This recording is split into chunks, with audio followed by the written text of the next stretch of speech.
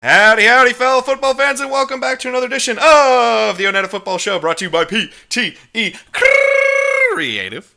As always, I'm your host, Evan Davies. However, for once, finally, you can see I actually have friends on this show. On today's show, we have three lovely co-hosts with us because this is the culmination of our entire NFL expansion series. We have the NFL expansion draft with our 8 new teams in the NFL.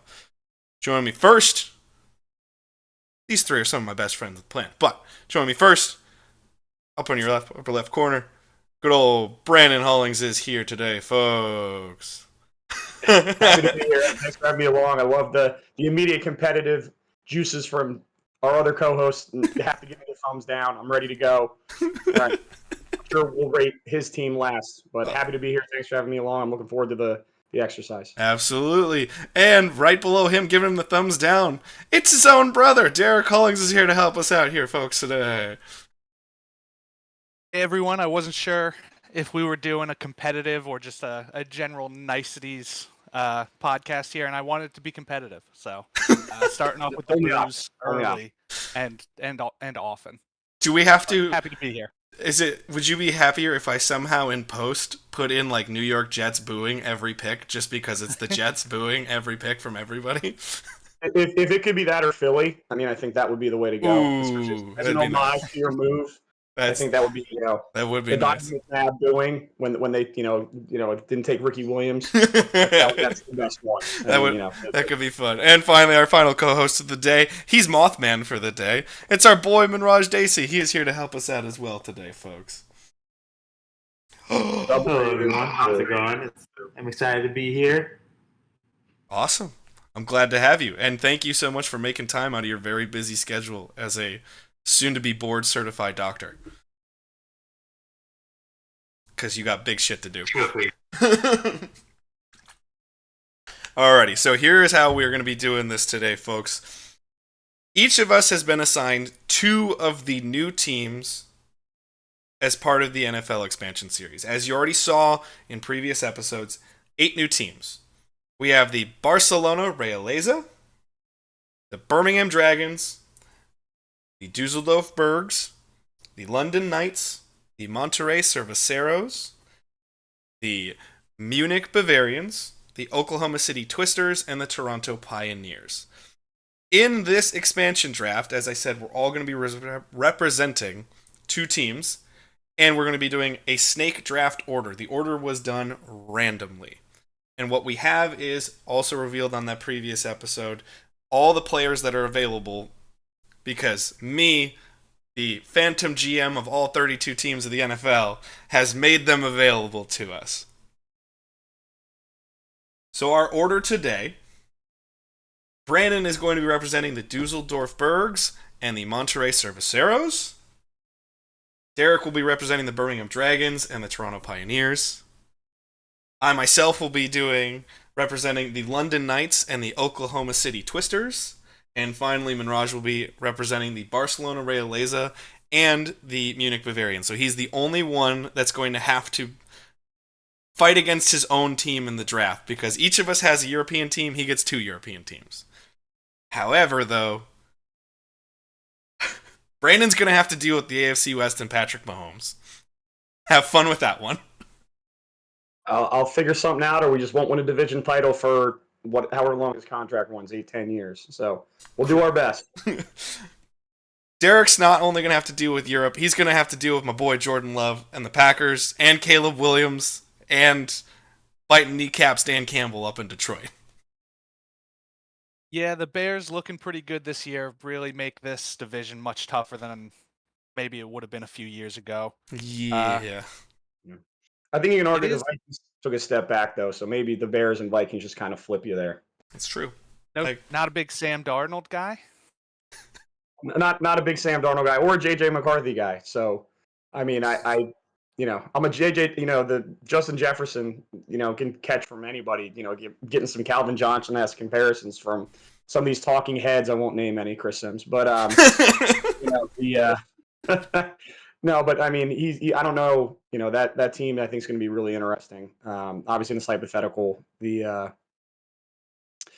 the also and honestly also the Lions. I don't know how big believers we are in Jared Goff, but obviously we've seen with good pressure rates and anything where he's throwing the ball, with pressure in less than 1.5 seconds, he's one of the worst quarterbacks in the league. So I don't know how strong this division really is going to be. I'll be honest with you. Yeah, it's Jordan Love and that's it.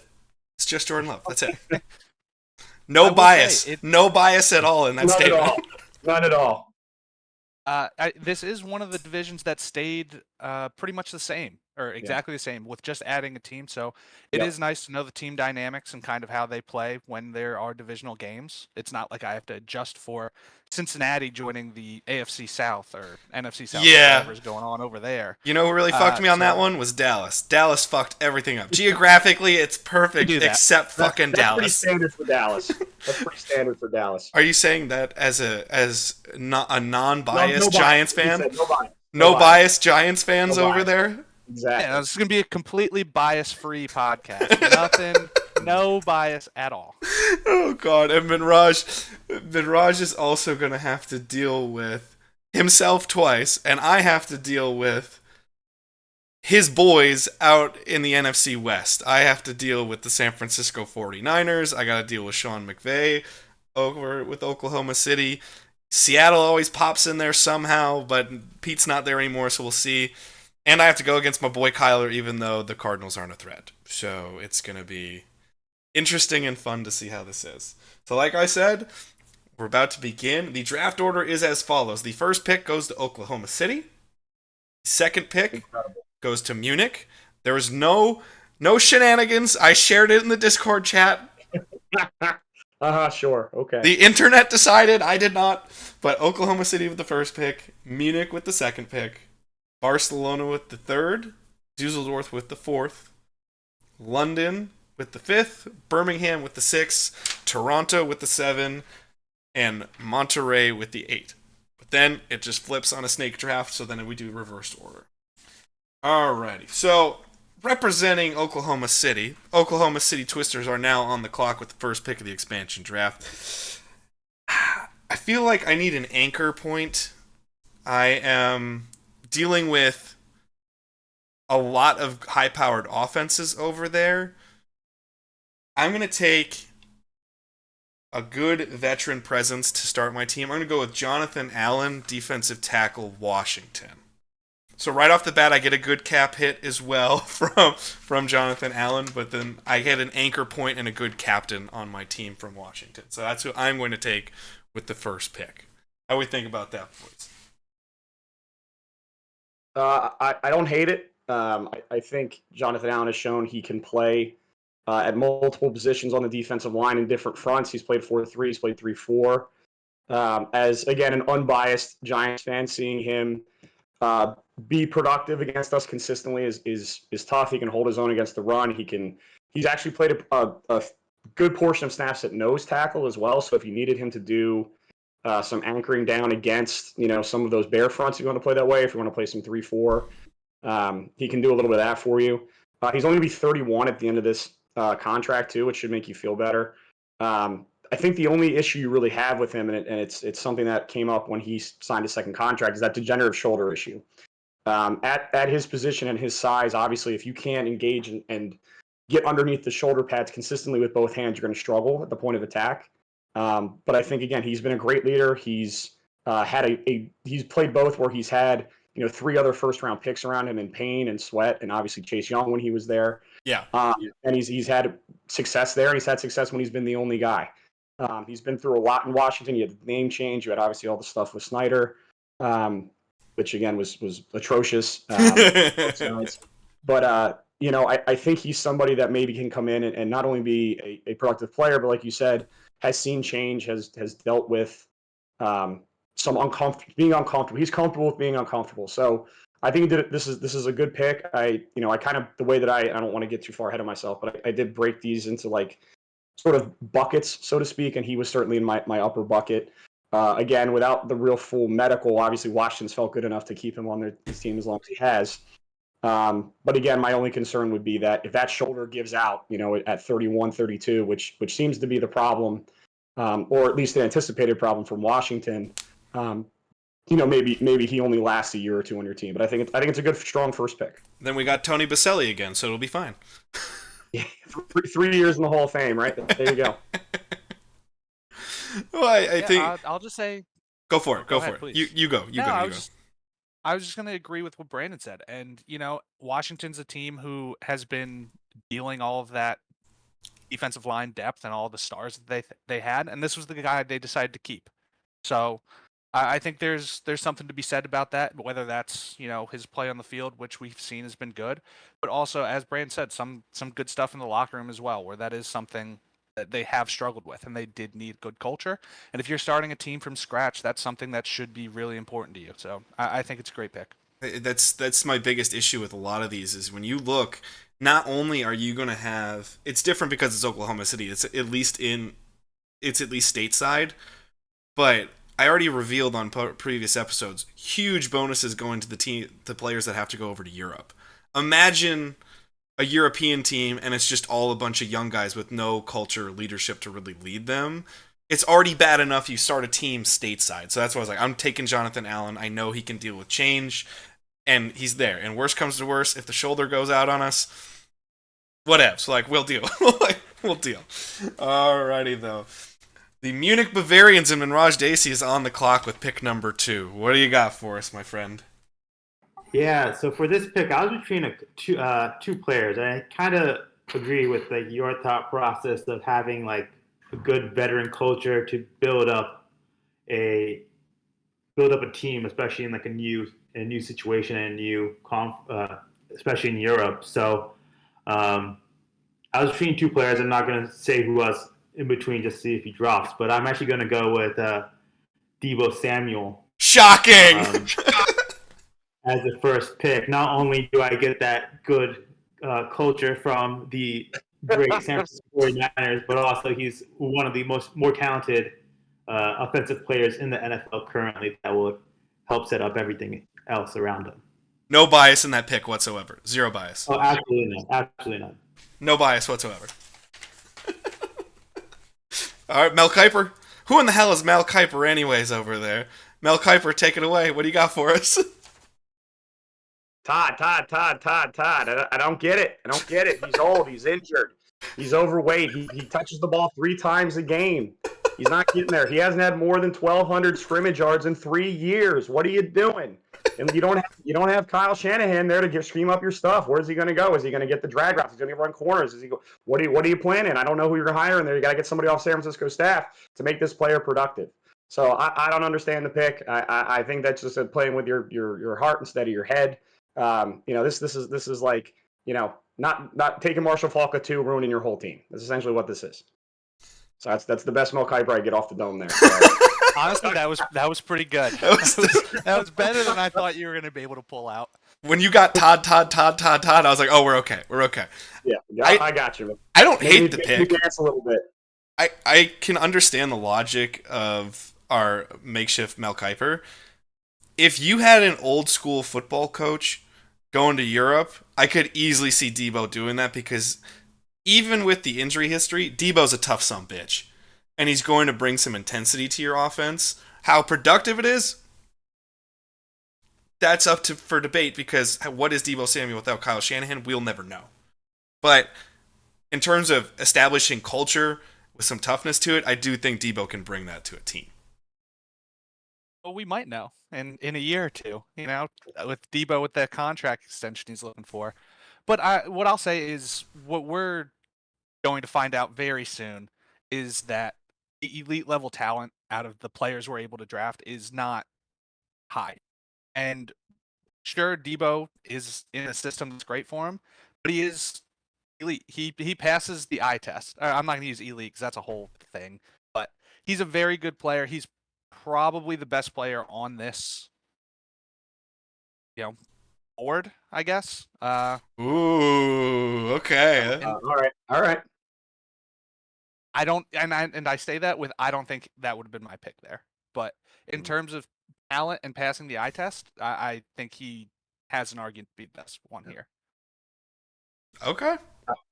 I'd like to, obviously I appreciate Evan giving me the floor there to joke around a little bit, but jokes aside, I think Derek made a lot of good points there in that if you got really desperate, you could just line him up behind the quarterback and hand him the ball, and he could play running back for you. You can design very quick slip screens. You can design the drags, the slants, the motions, obviously the things that McDaniel's designing for Tyreek Hill and to some extent Waddle. He's not as much with the motion, but he's somebody that if you can just give the ball, he will make things happen for you. And to Derek's point, he is. I have him as, in terms of, the word that maybe I would use is proven, more so than I think best at this point. I do think he's on the downside of his career with the way that he's going to play and take on contact. And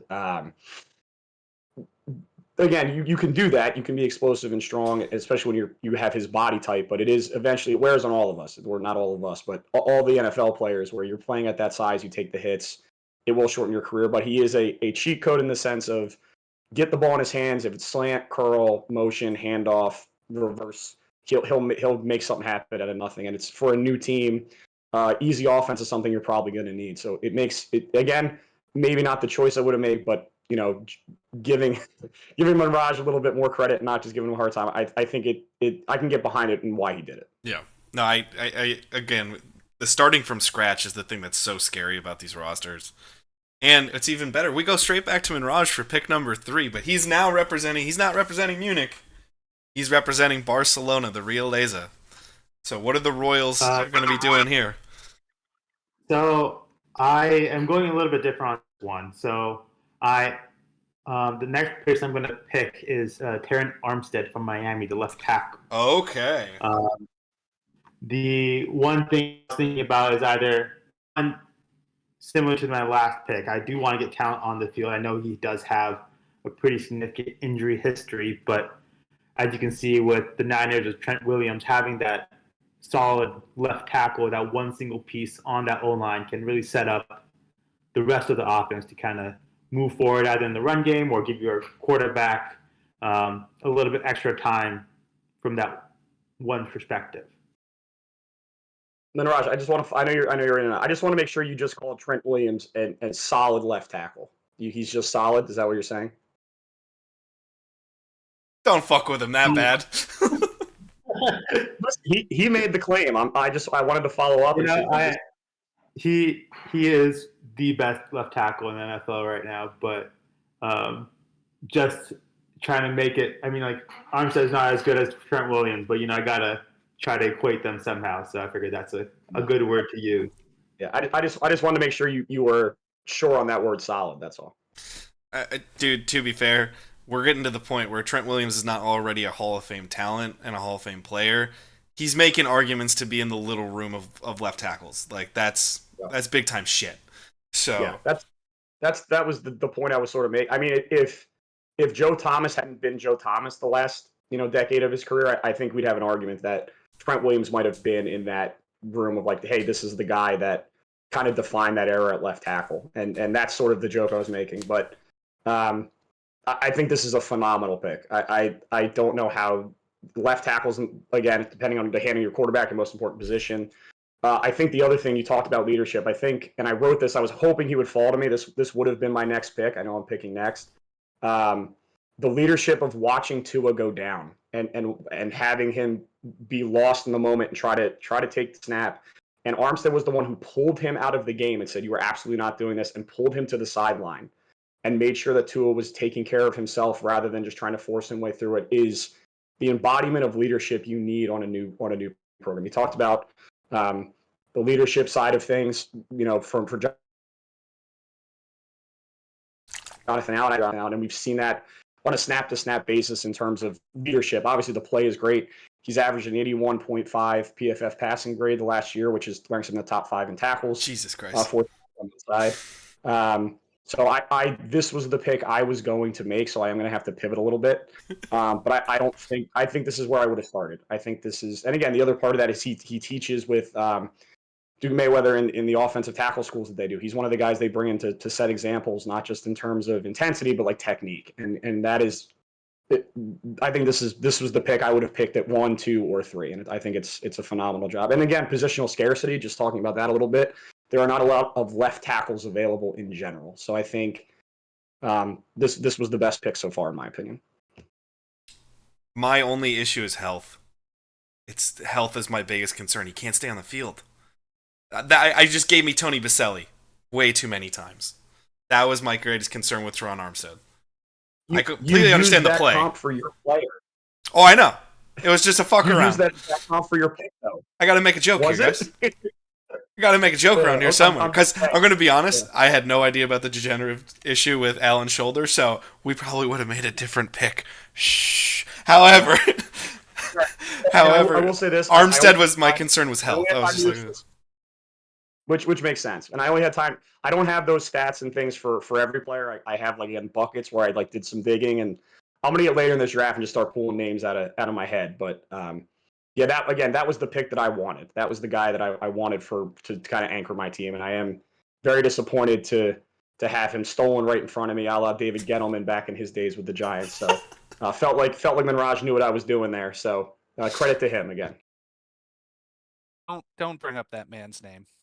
Let's leave him in the past where he deserves to be. Well, I've got some references. If I get some guys, I got some Dave Gettleman references. Of course, no, I don't want that. I'm gonna be honest, boys. I tried to almost sneak Kadarius Toney into the available players, but I was like, he ain't gonna be on a roster. He's gonna be a free agent. Yeah. But I almost wanted, just so you guys could have a laugh or maybe a cry. I was like, how do we get to Kadarius Toney on this roster of available players? All right, we're up with pick 4, Dusseldorf Bergs. You are on the clock. All right.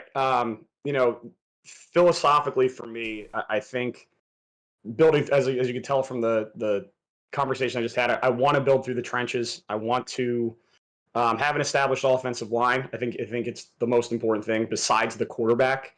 I think for 3 quick bullet points of how you want to build a team, it's you have the quarterback or you don't. You need to have your quarterback.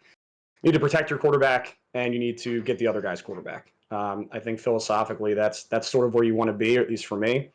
Again, I was hoping that Armstead would fall to me. I don't know if I'd call it necessarily a fall.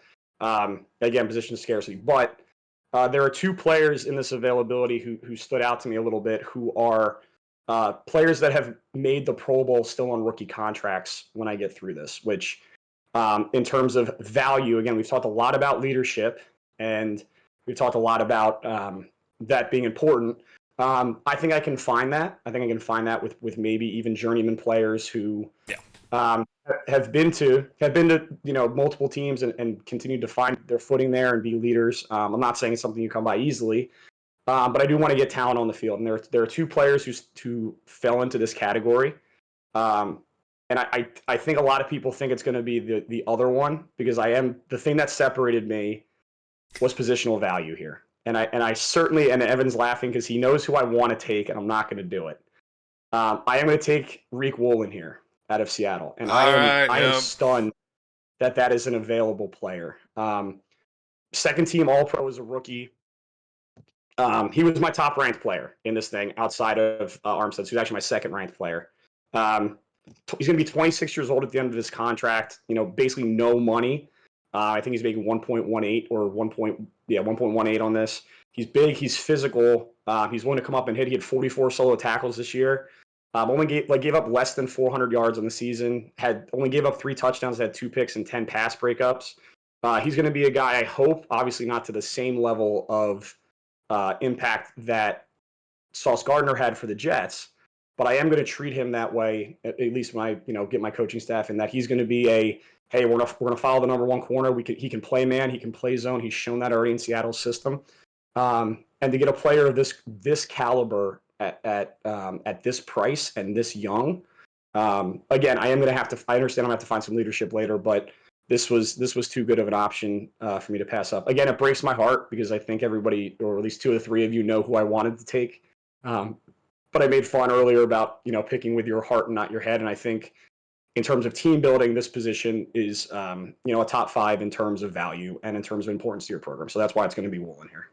Oh yeah, well the thing is, the reason I put Woolen up was, if you look, Seattle has a lot of defensive backs coming up for contracts in the 2025 era. Woolen had that up and down season by Pete Carroll standards last year, and he's not a perfect player, but he's a damn good one.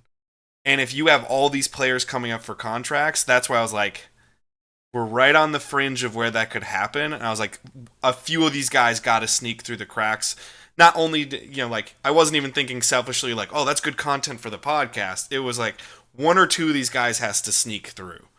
And I was like, Reek Woolen is one of the logical ones that could make sense. I adore that pick. I would take that pick in a heartbeat if I could have. That's who I wanted. I was hoping he would fall when you guys were talking about, like, oh, I'm going for veteran leadership. I thought I had a shot. But yeah, you nailed it. He's just too good to give up on. He's cheap. He's not an expensive corner, and that's huge for this.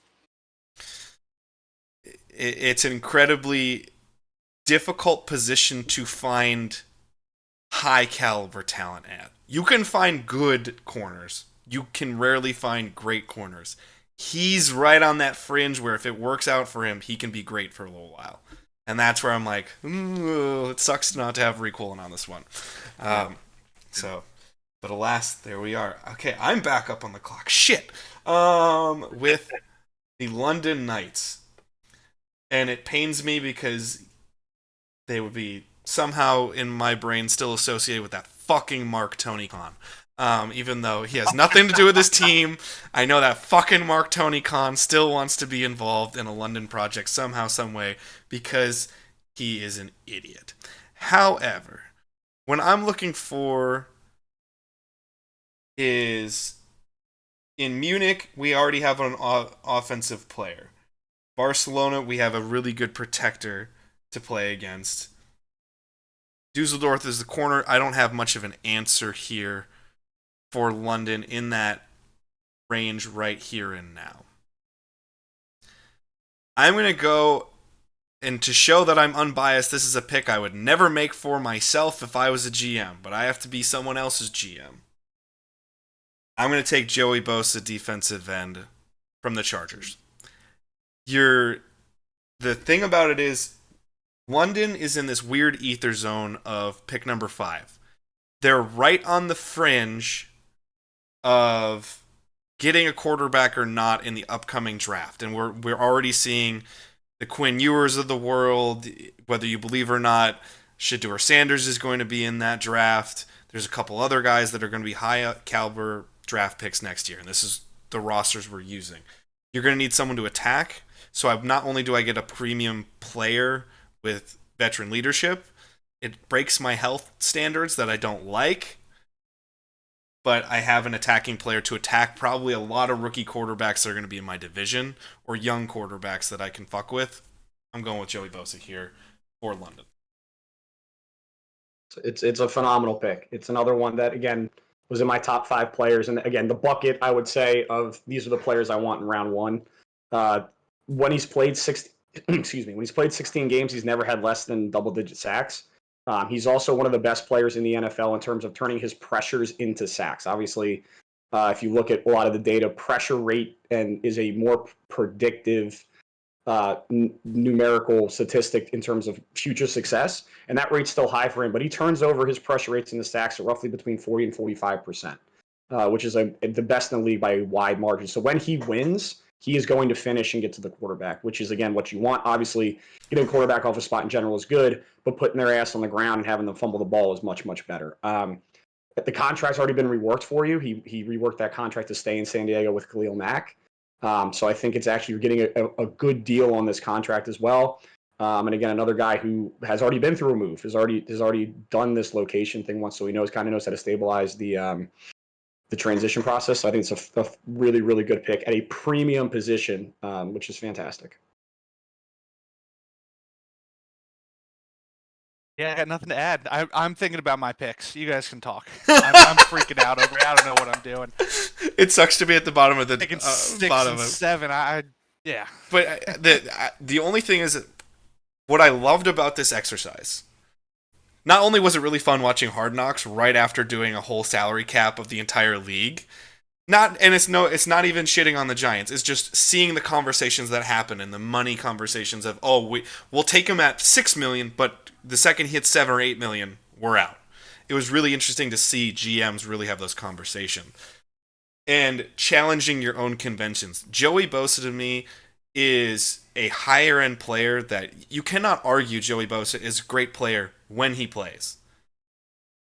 But he, for half of his career, he has not completed a season. And that's where I just go, I'm starting a new team in fucking Europe where I have to not only be competitive for the sake of the NFL, I have to be competitive for the sake of the sport in a completely different continent.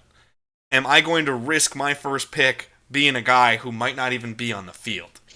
And that's where I was like, I got to challenge my own conventions here and go with somebody who I think could be an impact player if we can keep him healthy. Maybe we got some magic London magic dust that we can throw on him so he doesn't break down. But we'll see how it goes. There you go. All right. Birmingham Dragons, you're on the clock. I felt like I was taking a nap before any of my picks.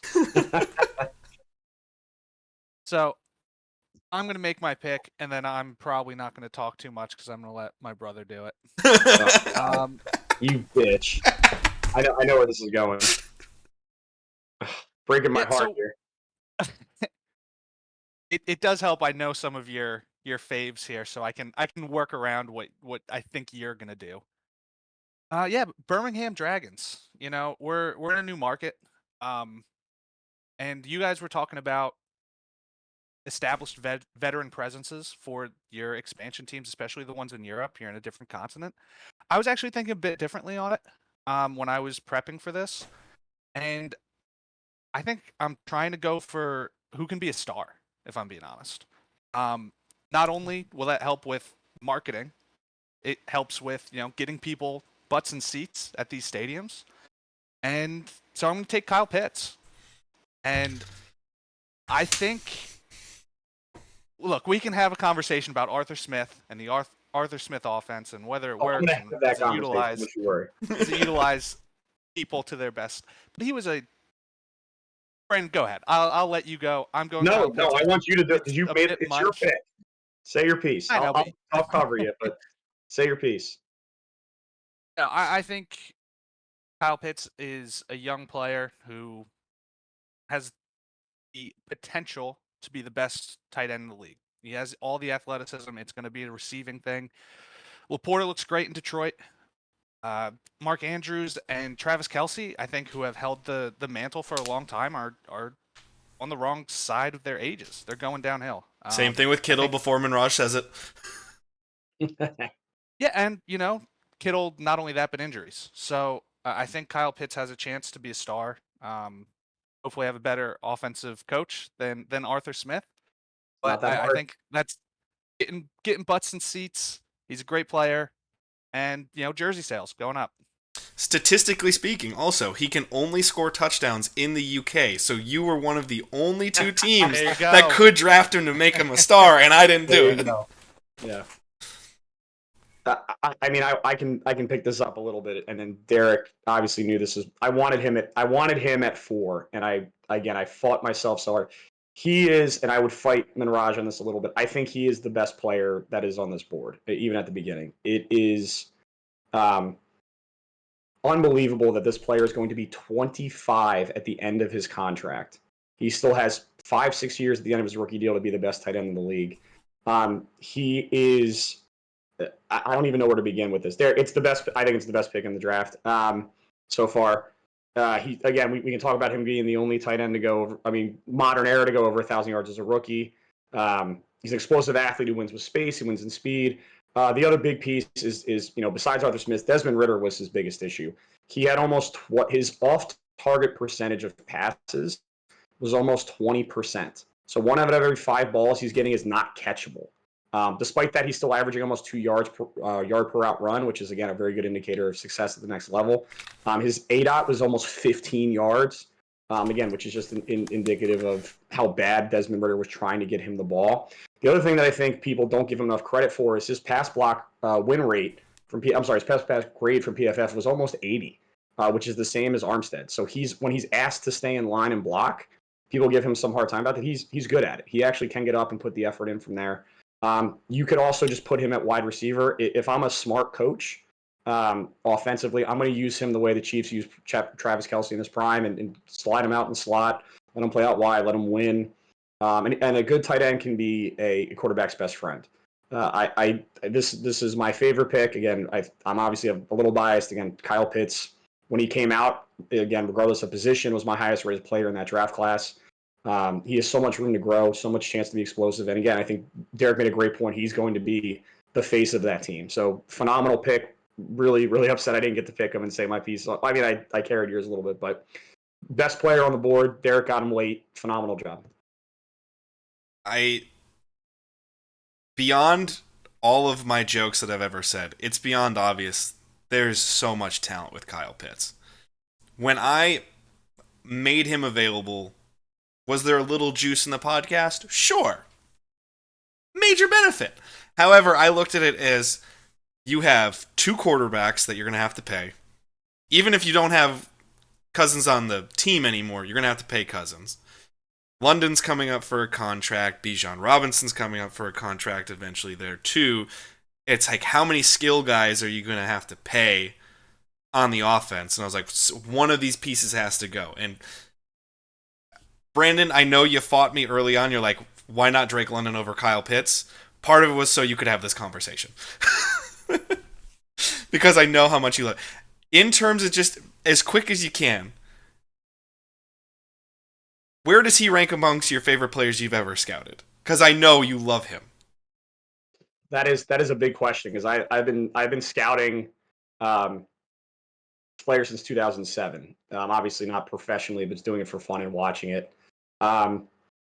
Watching his tape and watching him play, and again, this is going to also show my biases. The way that he was his team's best option, and the way that he played the position, reminded me so much of Jeremy Shockey on the Miami Hurricanes as a more speed, less physical player but from the inline position, from the slot, led the Florida in receptions, yards, targets, won at every level, could win jump balls, could take a slant, could take a drag, the same way that Jeremy Shockey did when those, again, people forget those Miami teams. He was their best offensive player, and they designed things for him. Yeah. Obviously, being a Giants fan, I'm a little biased in that, and I remember Jeremy Shockey coming in and being the beat out Tony Gonzalez, prime Tony Gonzalez for the All-Pro slot as a first-year player. And I saw that, and I saw some of the soft hands, the ability to run the full route tree, the ability to get into space and win. Was that kind of athlete. And then I got further into it and saw the testing, and he was testing even comparatively.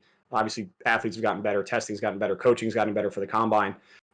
Just tested out of his head. And again, the age, the early breakout age is such an important indicator for future success, right? If you're 21 or under in your breakout season, you tend to translate very well at the next level versus over that age. In terms of just fun, he's offensively probably top 10.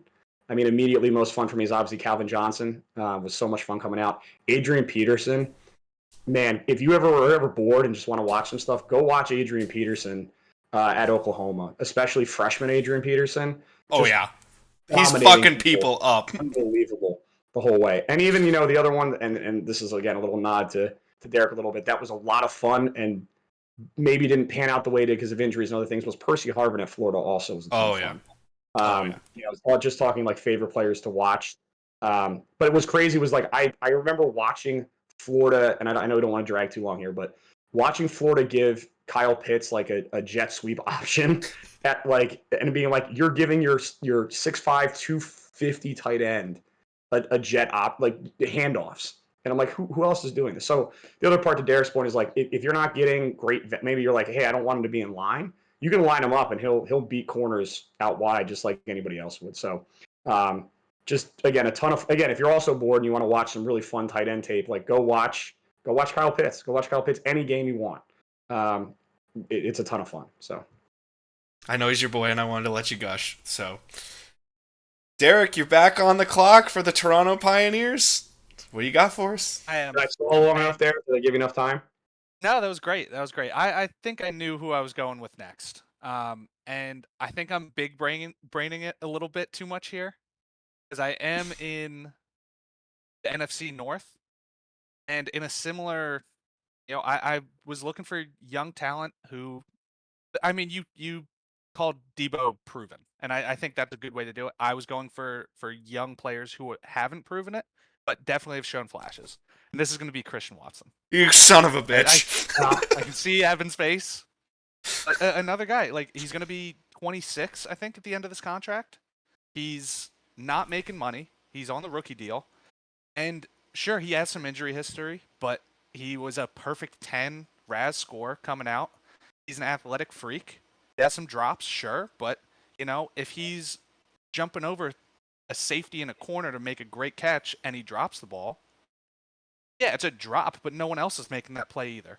And so, young player, stealing from Green Bay, who's in the division, and they got a lot of great young wide receivers, sure, but you got to think that they're, well, I guess if he's being put up on this, maybe he's not in their future plans, but yeah, a talented player who really could be a star, and we just haven't seen it yet, and that's really where I was going. The flashes are all there. When he is on the field, Green Bay is a different team.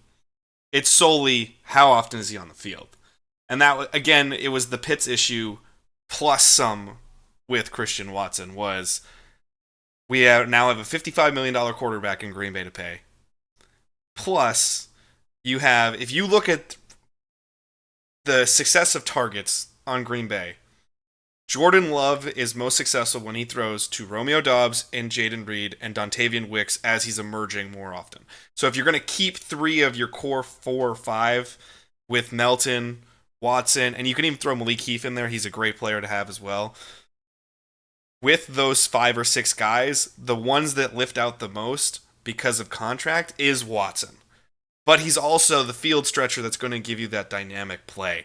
And it was hard because, again, it's checking your bias at the door. I'm like, if I am the GM of the Green Bay Packers, I'm Brian Gutekunst, and you're telling me I have to cut one of them due to salary cap for an expansion draft, Watson's the one I got to go with because I know Jaden Reed has some of that explosion, and Dobbs is the most reliable target for Jordan Love with the comfort.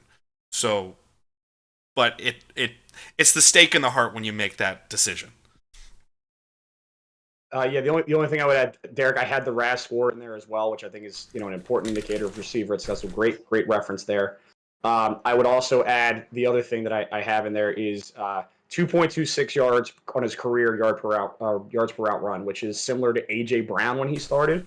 AJ Brown was closer to 2.4, I think, and then 2.6 the second year, which is again yards per route run over 2 tends to be a very good indicator of success. Both in obviously that season, but also in future indicators. So to be that explosive, that strong, that big, when he is healthy, they also design things for him. Like there was that I'm blanking on who they were playing, but I watched the game that he got hurt actually, where his hamstring. He had 2 touchdowns. They designed a third for him. He went down at the 1, pulled his hamstring, never came back in. The only other thing, Derek, I would just maybe if you want to add to this, like I know your thoughts on Watson coming out again are a little bit different than the thoughts I had on Kyle Pitts. And you're also very high on Jalen Reed, which is, again, maybe do you agree with maybe the decision that Watson should be the odd man out and you're just taking advantage of hey, he needs to change the scenery, we'll do something different? 100%. I think change of scenery is absolutely a, not a statistic, but something that I thought about. Like, who could use a change? Huge on Jaden Reed. I don't like receivers who can't catch the ball when they're coming out, okay? But this is worth the shot, and that's really what we're doing here. It's cheap shot too. It's cheap. If someone on this list is a star in 4 years, I think Christian Watson, Kyle Pitts are probably the 2 highest on my list. Yeah, I like saying sorry. I also think that the best thing that I'm going to do for this whole process is just draft either your favorite players, Brandon, or Green Bay Packers, or I'm going to let you do all the talking. I don't need to talk much on these. Evan, you can take the Christian Watson, you can do the Kyle Pitts. It's the other thing that is so brilliant about this decision, also from a GM perspective, again, it's really nice to have Hard Knocks going on right around this time, per the release, was how much of a benefit it is to a GM and a staff to say, hey, we paid one of our guys. You're getting him on a super cheap contract, knowing full well if he pans out for you in a year, you're going to pay him. And the rest of your team can go, oh, wait, we're a brand new team, but there's still big money here. They're not just trying to scrape along. We have to go pay this guy. It's going to galvanize your roster a little bit more when they see, hey, we have a GM who's willing to pay us if we do well. That's good. Right. And so it's another huge benefit to that. Now, final pick in the first round, Monterrey Cerveceros. Brandon, who you got? Yeah, so what I'm going to do here is I'm going to try to do a 2-for-1 because I know this first round went a little longer than maybe we were anticipating. It's okay. I'm going to follow Derek's footsteps a little bit here. I'm going to hopefully steal from opponent and make them a little worse. I'm going to take Joe Tooney here. Son of a bitch. I don't. This to me is far and away the best player left on the board. Two-time Pro Bowler, All Pro last year for Patrick Mahomes. The other thing I think, speaking of Patrick Mahomes, that I think is really important for him is obviously the Super Bowl against Tampa Bay. You watch Patrick Mahomes get pressured at an unbelievable rate, basically a Daniel Jones-esque level pressure rate for Daniel Jones' entire career. But and you watch him be made somewhat mortal. I mean, he still was competitive in that game, but he's laying out, throwing unbelievable balls. You're having Tampa Bay just being like, I don't know how he's doing this. The only reason they even sniffed competition that day was because Patrick Mahomes came to play. That was it. Right. And then for, I trust Andy Reid. Andy Reid's a hell of a coach and has built two different franchises up to Super Bowl level programs. As much as I hated them in Philly, you got to give respect where respect is due. For him to be the guy to be like, hey, this is going to be our guy to stabilize the interior of our offensive line, gives me confidence that he can lead. He can be the guy to help us sort of stabilize. Again, the cornerstone of, hey, yeah, he's a little bit older. Excuse me, I was looking at my notes here. He's a little expensive, and again, I understand that, but I'm willing to pay for veteran leadership and the ability to have somebody I can kind of trust on. I don't expect to re-sign him. I will say that he's going to be a 33-year-old guard, but I think it's somebody that can certainly help us get off the ground here. I'm also going to follow up in the same line. I'm going to take Ryan Ramczyk as my second pick on this team. So I'm going to stabilize the right side of my line here and have two All-Pros. Ryan Ramczyk, again, you talked a little bit about health, and again, the reason I think he's available is his health. But he's a three-time All-Pro. And again, one first team, two second team. But he's had problems staying healthy over the last few seasons. But when he is available, he's a top 3 right tackle. I think if he hadn't been hurt, I think he would have been a top 5 pick. The one thing I will say is he's gotten so good against speed rushing, which tends to be, as the NFL, at least in my opinion, rushers and linebackers continue to get lighter and lighter. This is kind of the guy you need to be. He has shown some struggles against power at times, which is, again, not great. And I think that's why he's had a little bit of issues in his pass block grading falling the last 3 years, but he's never been below 78.8, which continues to put him in the top 5 for right tackle. So the right side of my line here is completely set. I have all pro and pro level performances here. Again, yeah, do I have a little bit of age and a little bit of injury history? But again, we talked about leadership. You talked about consistency. I'm getting 2 of this at the. I think again, if you consider the offensive line one position, the second most important position in football. The other beauty of this is by draft order, you get the first pick in the 2025 college draft. So you get your pick of a rookie quarterback, and Correct. One side of their line is just completely protected. That's genius. That's genius moves right there. I can't even criticize, even though I have a problem with Ramczyk's health. I don't have a problem with Ramczyk the player. I have a problem with Ramczyk health. Sure. So if you think you can work with that, you've solved your offensive line halfway through for a rookie quarterback to have a real stable foundation. That's great. Yeah. I'm hoping Seattle, Steve Hutchinson, Walter Jones kind of vibes. That's what I'm hoping for. Okay. That's a good pull nonetheless. All right. We're in second pick of the second round. Toronto Pioneers. Derek, you're up. Have fun. Yeah. And for me, at least, when I'm looking at the list, I'm already seeing a pretty significant drop in star power, overall talent. I guess there's a reason that everybody's on this list in the first place. And I'm trying to buy time to not make the pick that I think I'm gonna pick. So I want something else.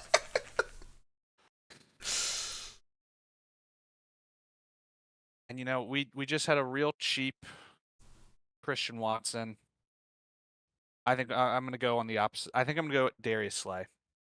Wow. I think he's a little old, Whoa. a little expensive, but we are in a tough division. And picking back to back, I'm going to get these guys confused on who I'm picking for who, I'm sure. But we're in a division with great wide receivers, and I need someone to be able to line up man-to-man, play against Justin Jefferson. And I don't think anyone on this list can do it, but I think Darius Slay has shown he has been able to. And yeah, I'm not loving the pick already, but I'm interested to hear your thoughts. Go ahead, roast me, whatever. It's not even roasting. It's you starting to roast yourself. Like, I don't even know how I feel about this pick already, but Get used to it. That's coming in a lot. Yeah, Derek, I think you made a really good point. I think for me in my rankings, there's a significant drop with everybody that's left. I don't. Again, your point to this is who's left. Again, we're scraping the bottom of the barrel here a little bit, even with this number left. He's the most proven player. I had him on my board. He's low. I have him playing safety. I don't think he can play corner anymore. I've in the best. I watched the horrific version of the Giants we saw at the end of the season light him up, just consistently. And again, you talk about Justin Jefferson. I go back and watch that game, or go back. Debo Samuel went very early, and just watch them play against the Eagles. So I think there's some skill and some leadership. I do think he at this point in his career has to play safety. Do you see him playing? I mean, from your verbiage, it sounds like he's going to play corner. Do you see a world where like maybe he's a safety corner hybrid and like he uses his intelligence and to sort of make up for his lack of physical skills at this point, or do you expect him to just play corner for you? No, what I think it is it's an overpay for an older player, which I think you see a lot of with young teams. I think very true. he had the luxury of getting him at safety, and maybe in a few years you can if he's still on the team. But no, you probably have to line him up out there. Well, considering everyone else is over there, that's why I wanted Tariq Woolen. But I don't think you have a choice. That's fair. I just I just wanted to hear a little bit. I'm already getting pushed into. No, I think I'm already getting pushed into a corner a bit, and there's not a lot of big name guys, and he is one of them. So yeah, that's fair. Hopefully, sell some jerseys too. Yeah, Derek's big on to sell merch stuff. Hey, gotta make money. Gotta make money. Yeah, gotta make money. Derek's making money. Find the GM. $20 beers, man. He's selling $20 beers. Right, it's your the Solak thing, your favorite guy. Yep. The number one thing for the GM is to keep the job. And you know what? Selling jerseys, making money keeps the job. So that's fair. Sure, we're gonna need to. I think by the end of this, we're gonna look at our teams and be like, we're not competing for a championship anytime soon. Well, I don't know about you guys. There are other things that go into it. I hate to give him credit, Brandon. If health stays, Brandon might have a chance. Solely because of the right side of his line. I had to poke the bear a little bit there. No, he got me good. He's got Kyle Pitts, so. Also, I will also say this: you have the number 2 pick in the college draft. So you may, and this year doesn't, at least at this point, doesn't have a consensus number 1 quarterback. So you kind of get to pick your poison. You might have a chance to get anybody you want. So to have an offensive weapon for them to stretch the field right off the bat, and to go get hopefully a player who can make a difference on your defense and give you some leadership, I don't think it's a bad pick. I think you're correct that this is a reflection of how the talent drops. And you're now taking shots. It's the same thing when you go back and look at the Cleveland expansion draft, or specifically the Houston expansion draft. They don't even take the amount of players they're supposed to take. They draft for cap because they're solely going, who can we get for talent? That was the whole point. They had to get to 38.3 mil, I think. And it was, we're getting Baselli because he's the best tackle available. We're going to go get Aaron Glenn because he's the best corner available. We're going to go take a tackle from the Jets because we are just going to take talent. And, even if Slay can't play corner, hopefully you can get a year or 2 out of him at safety. I don't think it's awful. It's not. It's a reflection of where we are in the draft. I think you're completely right. Sure. All righty. Yeah. He's also a guy who you can help mentor the younger guys as people are coming in. He does play and has always played with a certain level of confidence and swagger that I think is important to build a team culture. That's who I want on my team. The other thing that's kind of nice is if you're going to look super GM base, as my wife's in the corner of the screen, is you do get a little bit of that big veteran lineage from other teams immediately in a new franchise, where you're like, hey, we got big time players that have been playing for over a decade here. There's NFL history here as well, so it doesn't feel as new, I guess, if you really want to make those claims. That's not bad. But you're up again with the Birmingham Dragons at the 3rd pick in the 2nd round. Okay, bear with me here. This is going to be worse. Just know the philosophy is new starts, second chances, big second chance guy over here. Oh, okay. This GM. I'm going Trevor Penning. Not who I thought you were going to take. Okay. Go ahead. So, okay. So, Trevor Penning coming out, a lot of issues. Hey, Abby. Hey, Abby. Hi, Abby.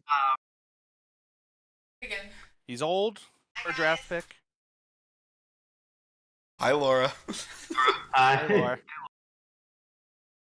Laura. He was older coming out for a draft pick. It was such a Saints thing to do. We've ripped on them a lot. Not on recording, but, the cap stuff. It's worthwhile. Their cap is fucking brutal, dude. Hasn't had great production, but has experience playing on both sides of the line. Maybe a little too big to kick into guard, but at worst, he's a swing tackle. And looking at the tackle depth that is left is astonishing. And, it was a bad pick in the 1st round for the Saints. Would he have been a bad pick in the 2nd, late 2nd, early 3rd? I don't think so. And if I'm getting a 2nd round talent on a rookie contract, I'm going to take that. And if he needs a change of scenery and it doesn't work out, fine. Another guy, I think the shot's probably worth it. I don't think he's going to be great, but I think he's going to be better than anybody else that we have left on there. That's my opinion, a much better pick than Slay. Everything you said, I agree with 100%. I would cook him inside the guard. I think he can be a Landon Dickerson type of player for the Eagles, where you have a larger guard and just let him be a mauler. And that's the only thing I would add is he has the attitude. Like, he wants to fight people, he wants to get up, and he will be a tone setter for you. I think you got to give yourself a little more credit here. I think everything you vocalized is exactly right, and it's good team building and it's good stuff. And again, you nailed on the Saints. The Marcus Davenport trade is another really good. I know we're getting off topic here, but trading 2 firsts to go back and get a developmental end that they never were willing to develop is classic Saints. And the Saints did the same thing with Trevor Penning. It was a developmental tackle with physical tools that they just didn't take the time to develop. So I think it's a great pick, and everything you said made a lot of sense. I'm truly not trying to just make you feel better about this pick. I think you're really spot on with you're getting talent with you're taking shots in the dark. You're a brand new fucking team. What are you supposed to do? And so you might as well just take talent. Your strategy, either take the best player available or just take a shot on talent. That's all you can do.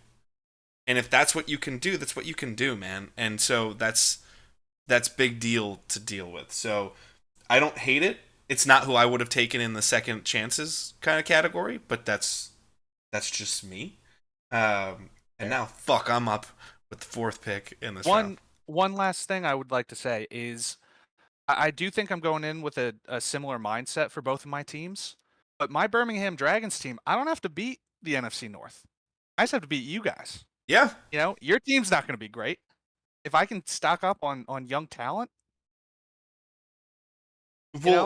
again, couple division wins, I don't know. I don't know how much it's going to take to win this division. And I think I'm building towards that. And I think for that team, I am going to be more willing to kind of go all out at certain times. And I think this is a shot like that. Again, also, if we're going to talk about it, you have the 3rd pick in the college draft.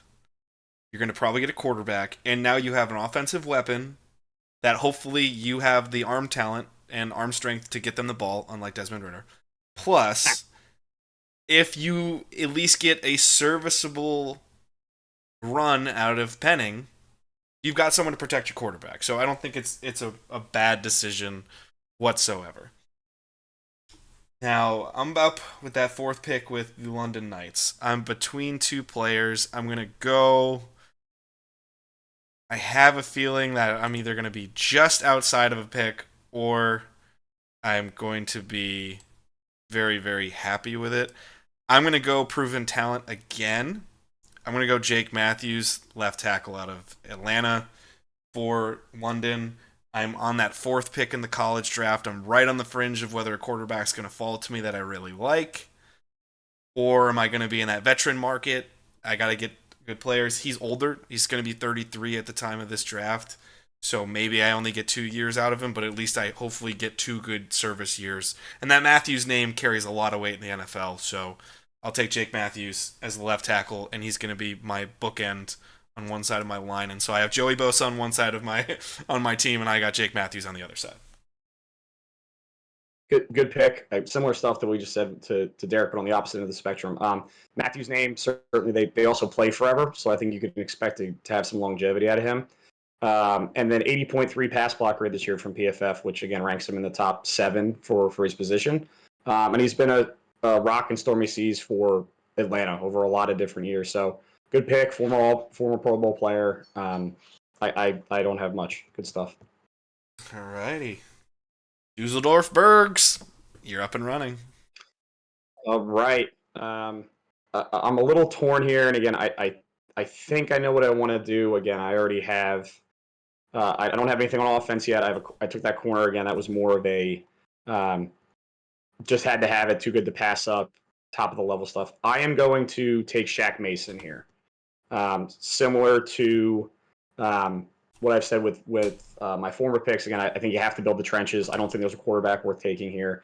Shaq Mason has played on 2 different teams where he's been one of the best guards, not just in obviously he hold his own in pass blocking, but has an roughly 87.3 passing grade over the last. I'm sorry, run blocking grade over the last few years.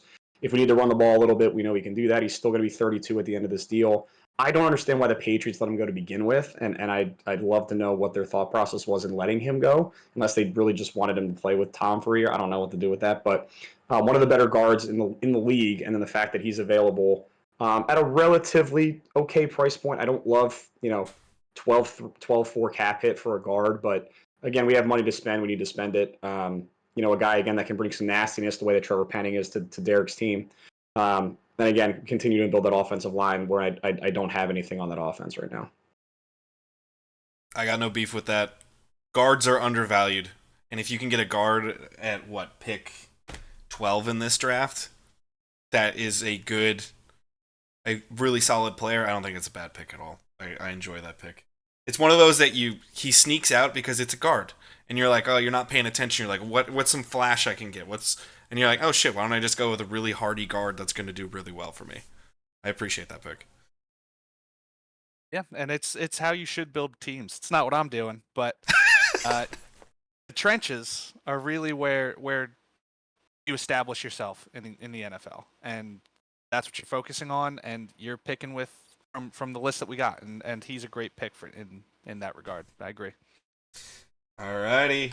Barcelona Realeza, you are up, Mr. Manraj Dhesi, who's currently studying for the board's exam as well. So I am looking. So the past couple people who got picked were kind of my list of people who I was planning on picking. So I'm kind of not scrambling, but reconsidering my picks. For the Munich. You're Barcelona right now. Barcelona right now. Okay, forget that. For the Barcelona team, we drafted Terrell Armstead in the last round. I want to go offense again with this round. We are going to be picking later in the beginning, so I think we're going to be picked 5th or 6th in the rookie draft. So getting a quarterback might not be like the easiest thing, or even getting a good quarterback here. So I'm actually going to go with Daniel Jones. I think pairing him up with a solid O-line, which I'm hopefully trying to get with either through this draft, through the NFL rookie draft, or even through free agency, creating that good offensive line around him, giving that time, can hopefully make him a serviceable starter until we do find our future franchise quarterback. Giants fans, take it away. Man, I don't even know where to start. He man. If we're talking about injuries are obviously a problem. We can deal with that, but I think you can also relate that to the horrific offensive line play he's had for almost his entire career. If you get rookie Daniel Jones, the guy who was on pace to break the rookie touchdown passing record before he missed again the last 3 games with an injury, um, this is a great pick.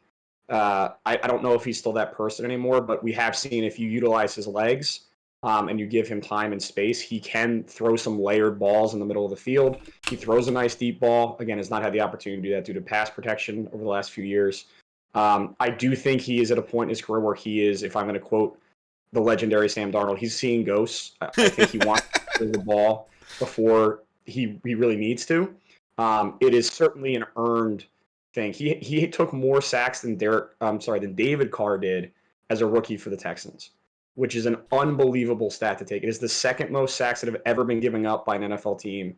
Besides, I don't want to say it's the 88 Eagles or the 87 Eagles when they had Cunningham just running for his life and was taking much more sacks than he needed to. But the second most sacks a quarterback has ever taken, and this is not an expansion team. This is supposed to be the shell of the New York Giants, which were once a proud get the quarterback, protect your quarterback. In 2008, their offensive line received MVP votes. That's the level of play that we used to have there. So it's disappointing, and I'm venting about some other things right now than just the Daniel Jones pick. But if you can, again, I think if Manraj had some good points. If you can stabilize the line, he can he can get the ball. He can get the ball out. He can get it deep. He can layer it. It's just I don't know that he can do that, which might be why he's available here. The only thing I want to add, because I think, Brandon, you broke it down very well, is coming into this, I was very interested to see how the quarterbacks were going to go. And would someone take a shot on an expensive quarterback? And I personally didn't think that was going to happen. I thought a lot of people were going to say, oh, like, we're a young team. I'm going to build around the quarterback and then try and draft one. And what this does is, if you hit with this pick, puts you probably in the first place in the division, regardless of what the rest of us do. If you hit on the quarterback, which, he has a $40 million contract for a reason. He's shown flashes, and he figured it out. And it feels a little late to be asking that question, but Brandon and I know well as anyone that the Giants haven't really done anything to set him up for success. Until Malik Neighbors, baby. Hell yeah, man. But yeah, it's a risky shot, but that's what I've been doing all day, so I can't really critique it. I will say, as by proxy extended Giants fan due to my extended family on the left side of my screen, going to those even preseason games with you, Brandon, I was like, yeah, sorry about that. No, because it was still fun. We saw Aaron Rodgers throw some passes. It's fine, and he did. More than everybody else did. Exactly. When even a preseason roster, when you just go, nobody has a chance to play on this team successfully at the quarterback position, that's a problem. Because usually, at least when you get into your second and third guys against the other second and third guys, you at least usually go, okay, they stabilize a little bit because the talent has dropped. The Giants were just ineffective, even in preseason games, at having anybody who was effective on that offensive line. And I'm not a Daniel Jones believer. I wasn't a Daniel Jones believer coming out in the draft. But you cannot say with his flashes that if you could get a healthy couple years out of Daniel Jones on an expansion team, Derek is absolutely right. You can probably go win a division by winning because this is a division with 5 teams. So you got 8 division games. If you can win 5 of your division games and eke out 3 or 4 bullshit wins against the rest of the NFL based on your schedule, you're probably going to win first place in this division. So right away, it puts you into a successful place. I think Barcelona's got a good strategy. You're just Manraj, my only concern with this team is you are rolling the dice with this health real hard on these first 2 picks, man. I think that's kind of the risk you have to take. I mean, nobody's going to have healthy talent out on the nobody's putting out like the Patrick Mahomes or anybody who's like healthy and talented out on the availability. So you have to make some gambles. For So sure. gamble with the veteran talent, and hopefully you make it up in the rookie talent. Fair. Alrighty, Manraj, you're back up, but now you are up as Munich. The Bavarians, they're up with their second pick. So the next pick I'm going to go with, I'm actually going to the defensive side. I'm going to go with Kendall Fuller from Miami. He's 29. I think he can add a good piece to the secondary. I think a lot of teams nowadays are focusing on having that single wide receiver that kind of dominates the game. And I think hopefully having like a solid cornerback on one side and then seeing what's available in the free agency the year after should be a nice way to kind of shore up the secondary to help the front seven kind of move forward.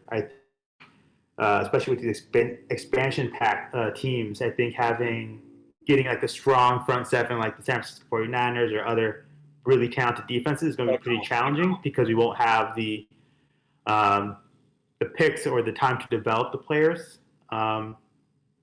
So getting the secondary to get strong to give the front seven a little bit more time to get to the quarterback is my defensive strategy. I don't think that's inherently a bad pick. And when you look at the corner market left in this draft, Kendall Fuller's one of the few that's left that at least might be able to help your team. So I don't hate it. I don't hate it at all. Yeah, I think it's well said. Is also won a Super Bowl. There's something you said for being in that experience before and going through. Solid player, solid starter. Something we're struggling with to find at this point in the draft. So well done. Alrighty. I probably should have taken him over Slay. That's my only comment. Nothing else. All right, I'm back up with the final pick in round 2. I'm very torn on what to do, but I'm glad you drafted a corner because it's put me in corner mindset. I've got a defensive tackle. I need to either think about my offense or say, can I win games really ugly with defense? Which, playing Sean Payton Denver with Bo Nix, with Vegas never really being able to score points, I think I might be able to pull 4 games off just those 2 teams. Or, I'm sorry, I'm playing in the NFC West. I'm not playing in the AFC West. So, can I play Arizona and Seattle that way? Probably. And maybe I get my usual Matt Stafford shits the bed once a game. Hopefully or once a year. Hopefully I get that one. I'm going to go Jamel Dean, corner out of Tampa. Good pick. He's 29. He's still on the right side of 30. So hopefully, with that athleticism that he has, I can get a good 4 years out of that player, and at least he can be productive, even in a nickel position later on in his career. I'm gonna go Jamel Dean. It's a good pick, especially what we have left. I think he was critical of that championship run on the defensive side of the ball. He made some great plays and some one-on-one balls. Tampa left him on an island a lot, and they let him get up and play. Don't have much other than that's, again, a player with a proven veteran presence who's won a championship and has shown the ability to take the ball away and play one-on-one, which is, again, at this point, really, really hard to find. Let's hope it works out for us. So I'm back up with the first pick in the 3rd round. I will say, just time-wise, because I know we all have life, I think let's go 6 picks deep.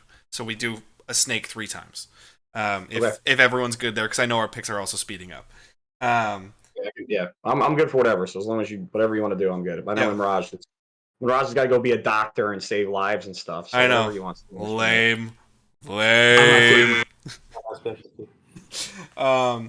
So here's where I'm really starting to feel what both Hulling brothers have echoed. The talent's dropping. You just got to go with something. I've gone defensively twice. I'm in a division with Kyle Shanahan and Sean McVay. I'm going to at least try to score some points to be competitive in this division.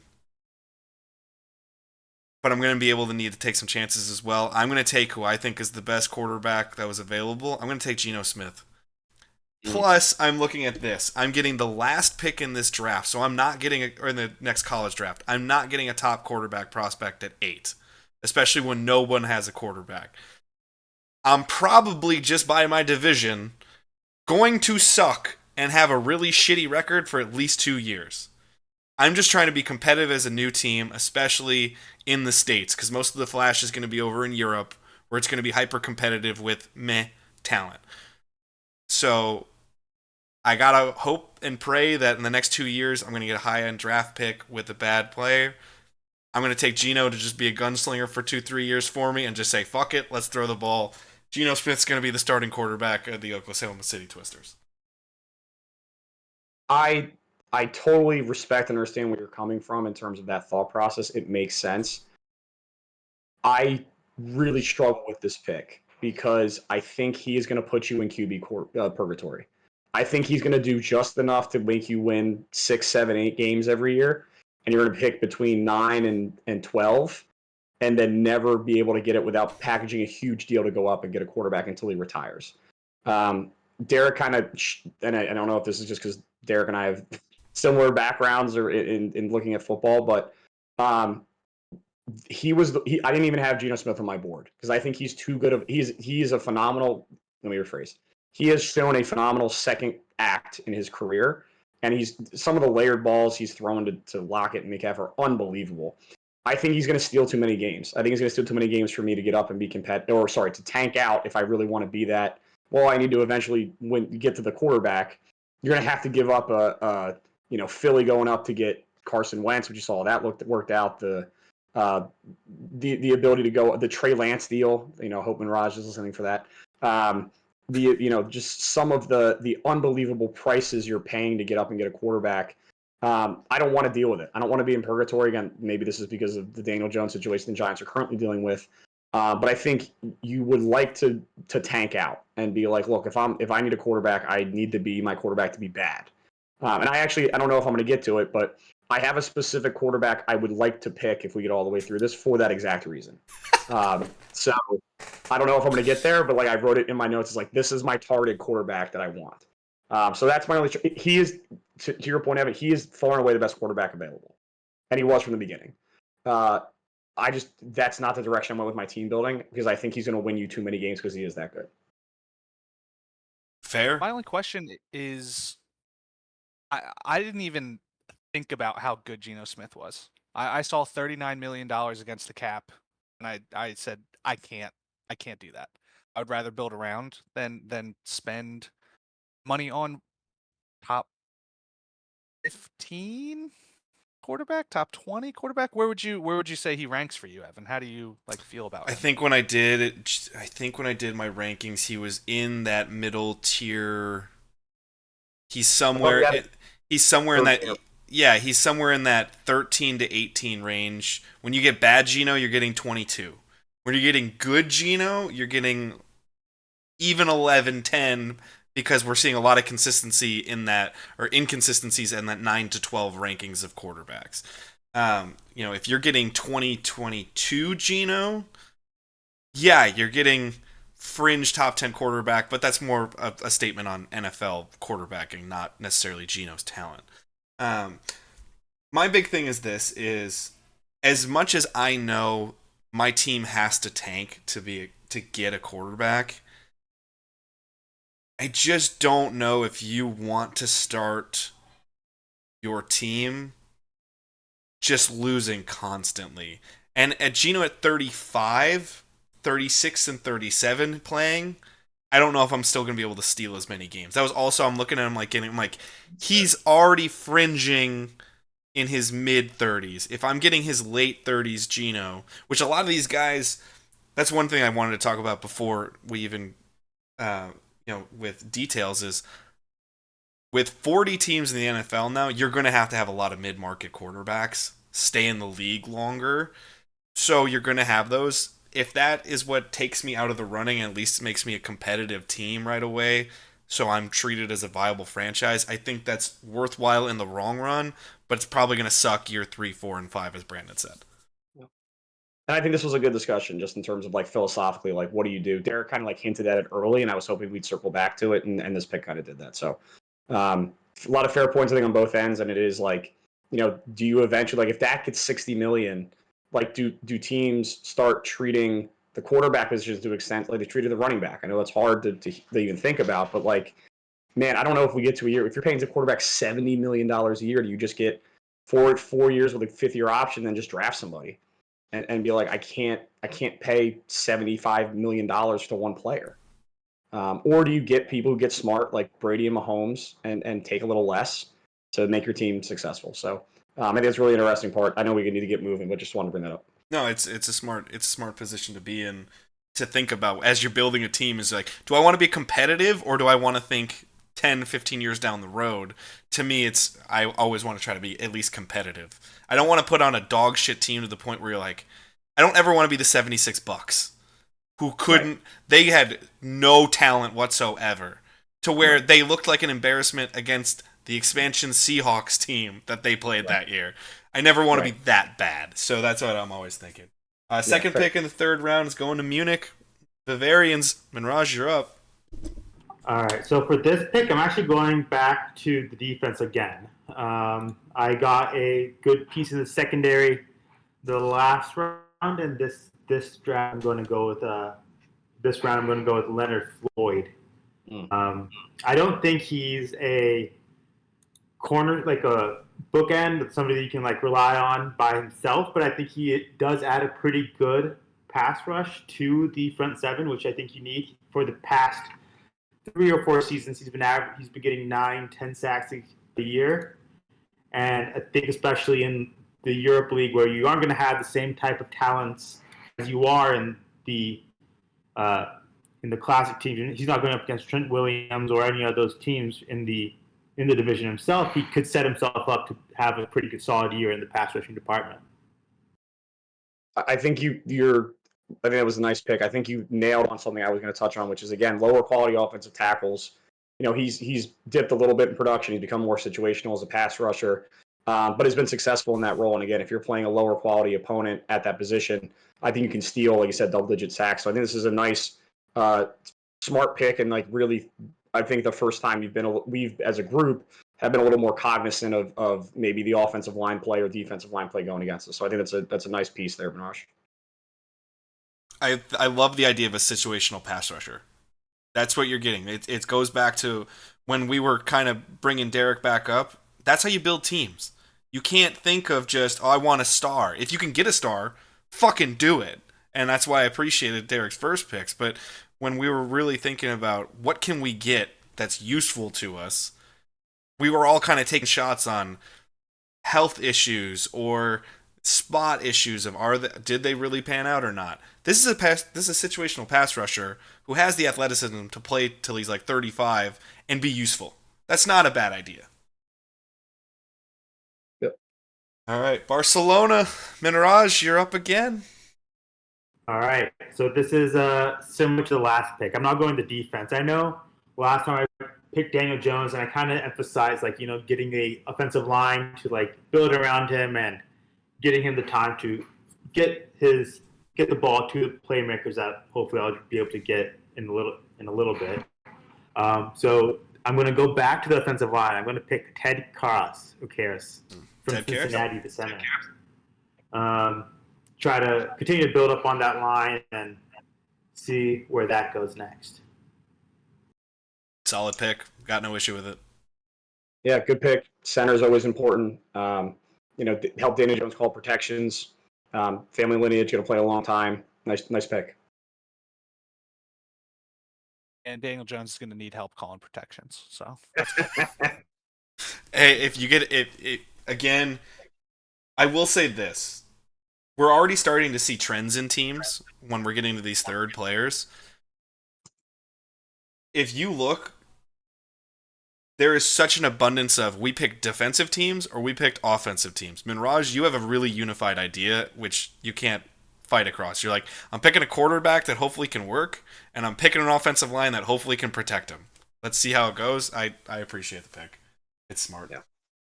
All right. Dusseldorf, fourth pick in the third.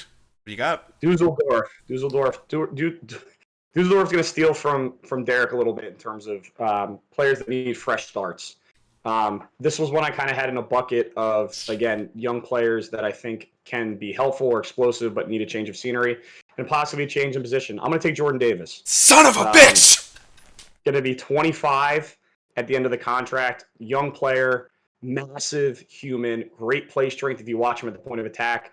I think he does need to change of position. I think he needs to play nose. I think you can put him in the nose position and let him on first and second down. Just tell him to hold the point of attack. Just be like, eat 3 blockers, and we'll let everybody else figure it out. I also think you could, again, if you put him in a position where he's going to rotate in for snaps, give him, first and second down snaps one series, and then maybe bring him back and let him be a third down pass rusher. Because, only playing 45% of snaps for Philly this year, he still had 3.5 sacks. So he's winning consistently when he does get opportunities. He clearly, to the point of like Leonard Floyd being a situational pass rusher, he's going to be a situational player. I think he can do both. I think he can be strong at the point of attack, play the run, eat up blockers, which is, again, that's just as valuable. I'm thinking of a Ted Washington kind of role for him. Obviously not quite as heavy, but like almost as heavy, and just holds his frame a lot better. But even when he was super successful at Georgia, he was in a rotation. So I think this is an easy pick for me in terms of talent, price, and what I think that Fresh Start can do for him. I think this is the best player on the board left. Yep. I really thought he was going to fall to London. That was who I was before. I was like, come on, just fall, baby. Just fall. Because, again, it's exactly what Derek really started about with Christian Watson. This guy needs a change of scenery. Like, I don't know what it is in Philly, but these Georgia guys aren't panning out for him very well. Or something's not working for him. Hate to say it. And I'm glad it doesn't work for Philly, because fuck the Eagles. But hell yeah, brother. I think all 4 of us will in unison say, fuck the Eagles. But this is a guy with such an abundance of talent. And he's massive. How can this not fucking work? So give the guy a shot. I wanted him to fall to London so goddamn bad, because I also thought, hey, Jordan Davis plugs up the middle. I can let Joey Bosa just go fuck shit up on the side. Let's see how it goes. Yep. Love that pick. I adore that pick. Yeah. You guys have said it. Oozes with talent. I think I was hoping he was going to get a little overlooked here. And I think because Jalen Carter came out and then was just as dominant as he was, Jordan Davis gets overlooked both in his current defense, because that's where Jalen Carter also went, but just as a draft pick. I think people forget how dominant he was on that Georgia defense. And yeah, I think this is a great shot to take. I think you're right, he needs to play nose tackle because he's such a specific type of player. But if this works out, this is another one where it's just a mainstay of your defense. He's young, he's talented, and checks all the boxes you might need. Yep. All right, I'm now up 5th pick in the 3rd with the London Knights. I'm of 2 minds. I think no matter what, I'm going to be stuck with a quarterback I don't necessarily want, because I'm in that ether zone of 4 in the upcoming draft. And I got to just make the best of what I can do. I'm just going to keep bolstering the offensive line. I'm going to go right tackle. I'm going to go Andrew Wiley, right tackle. Wiley he's a journeyman. There's no doubt about it. He's a higher end journeyman. He's the kind of player that when you start getting pissed as a fan watching him, he comes through for like 6 games and you're like, Wiley's not all that bad. And then he has that game where you're like, son of a bitch, Wiley, could you block anybody? This is what happens when you get to the 3rd round of an expansion draft with 8 teams. Yeah. We're over 20 picks deep now. This is not creme de la creme. You got to get what you can. I'm going to keep going with the offensive line. I'm going to steal Manraj's theory of just stick with the trenches right now. I'm going to go Andrew Wiley and bookends Jake Matthews, Andrew Wiley. I should be okay. I think you covered it very well. He's a serviceable starter in a situation where you don't have a lot of those left. It's a good pick, and again, if the line is non-functional, nothing else matters. So no issues with that there. Yeah, All nothing right. else to add. It's a good pick. Not a sexy pick, but a good pick. It's team building right there. It's team building. And team building, the Dragons from Birmingham. You're back up. What do you got for us? So I also have a couple minds in terms of this, and I think I'm just going to stay away from defense right now. I think I'm going to build an offense that I might be giving up 50, but in this European League or division, maybe I can put up 60 on times. That's a crazy thing to say for the player I'm going to pick next, but another guy who's going to be pretty young coming out, and this is going to be a homer pick, but I'm going to take Wan'Dale Robinson. I think I am building. Whoa. He's going to be 24, I believe, when his contract's up. He's cheap, and I think I'm building a team that is going to. I've watched a lot of Wan'Dale Robinson. He's a good player, has some injuries, but he's 24. If you're going to be injured, might as well be young. He's a great route runner. He can get open in the middle of the field on that like 3 to 5 yard difference from the line. And I think he can be a quarterback's best friend. Not only that, I'm pretty pumped to see a little in and out game of Kyle Pitts, Wan'Dale Robinson, little wing action with Kyle Pitts in line, Wan'Dale right behind him, have them jumble around, and then maybe Pitts takes off, Wan'Dale cuts short. I think that's two players that I think could work really well together. And it pains me to say it. I think Wan'Dale could be a very productive player. Probably needs to change of scenery, and I like him on the Giants, but I think he could do better elsewhere. Other Giants fan, this is all you. I think that Derek made a lot of sense, and I think the if you didn't have Kyle Pitts, and again we established we're unbiased, but like if you live by the theory, which I think makes sense, that you want to build your wide receiver room like a basketball team, this is exactly what you want. You have a player who's short in the short area, explosive, can take a ball, a drag for 2 routes and go 20. He can win at the deeper stuff. He's shown some good tracking ability over the shoulder. He's taken some jet sweeps. He's done some things. So he matches up in terms of skill set very well in terms of a juxtaposition of Kyle Pitts.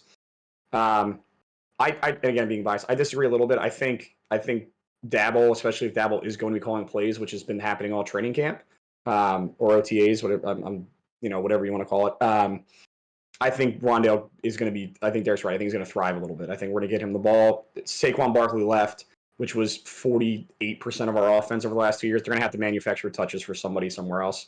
He's explosive. He's quick, and obviously a very poor man's version of the Deebo Samuel argument of get him the ball in some way and he'll make something happen. I think that's a very, very smart pick at this point. Health can be a concern for me, but yeah, at this point you're throwing rocks, trying to see if something hits. You're throwing shit at a wall and seeing if it sticks. So take your pick, take your pleasure of what works. It's the best you can do. All right, Pioneers, Toronto, pick 7 in the third. Derek, take it away again. Yeah, no, please allow me. I'm gonna do honestly a player that I didn't know too much about before this exercise. I'm gonna do CD So, the guard from New England. Okay. And I think he's a developmental guard. I think he's got good size. He's a 4th round pick by the Patriots. And he's young. He started 13 games last year, played in 15. He's a rookie. And he's back on the market, and I'm gonna take that shot. I don't know too much about him, honestly. He's from Canada, but see if my team can develop him. I need offensive line somewhere, and this is the direction I'm going. All right. I'm very proud of you, Derek, for taking a guard and doing some research on an unknown guy. And I was hoping to steal him later. I think he's a developmental guy with really good pop in the pads. If you watch him play in those 13 games, he moves people off the line of scrimmage pretty well. He is struggling a little bit in his phone booth and pass protection a little bit. But I think that's relatively flexible, especially a guard when you have, again, that center to one side, tackle on the other. Maybe a little earlier, and again, maybe I'm being biased because I literally didn't think anybody else was going to consider him.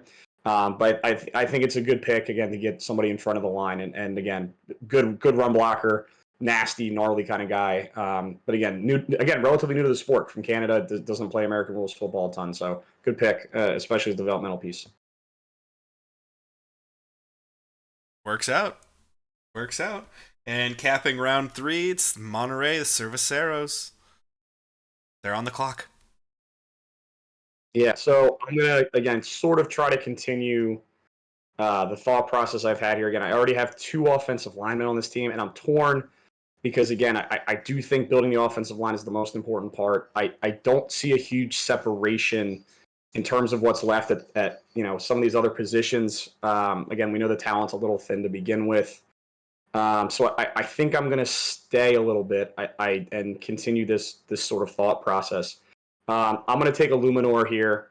Again, maybe a little bit of a homer pick, but in watching him a little bit more, obviously with him being a Giant, can see why the offensive line coach for the Giants, whose name I apologize I'm blanking on right now. If you watched Hard Knocks, talks about that's his baby, that's his guy, and his PFF grades reflect that. They've gone up about 2.5 points, or sorry, at least 2.5 points every year since he's been a starter. He has starter flexibility at both sides of the line and at guard and at tackle. For his price point at this point in the draft, he is I think, more proven starter than everything else here. So I think that's a nice pick for us there. And then this is a little bit of I'm taking a little bit of a shot here, and I'm going to take Andrew Voorhees. So this is my actually best rated player left, and this is strictly on 2 things.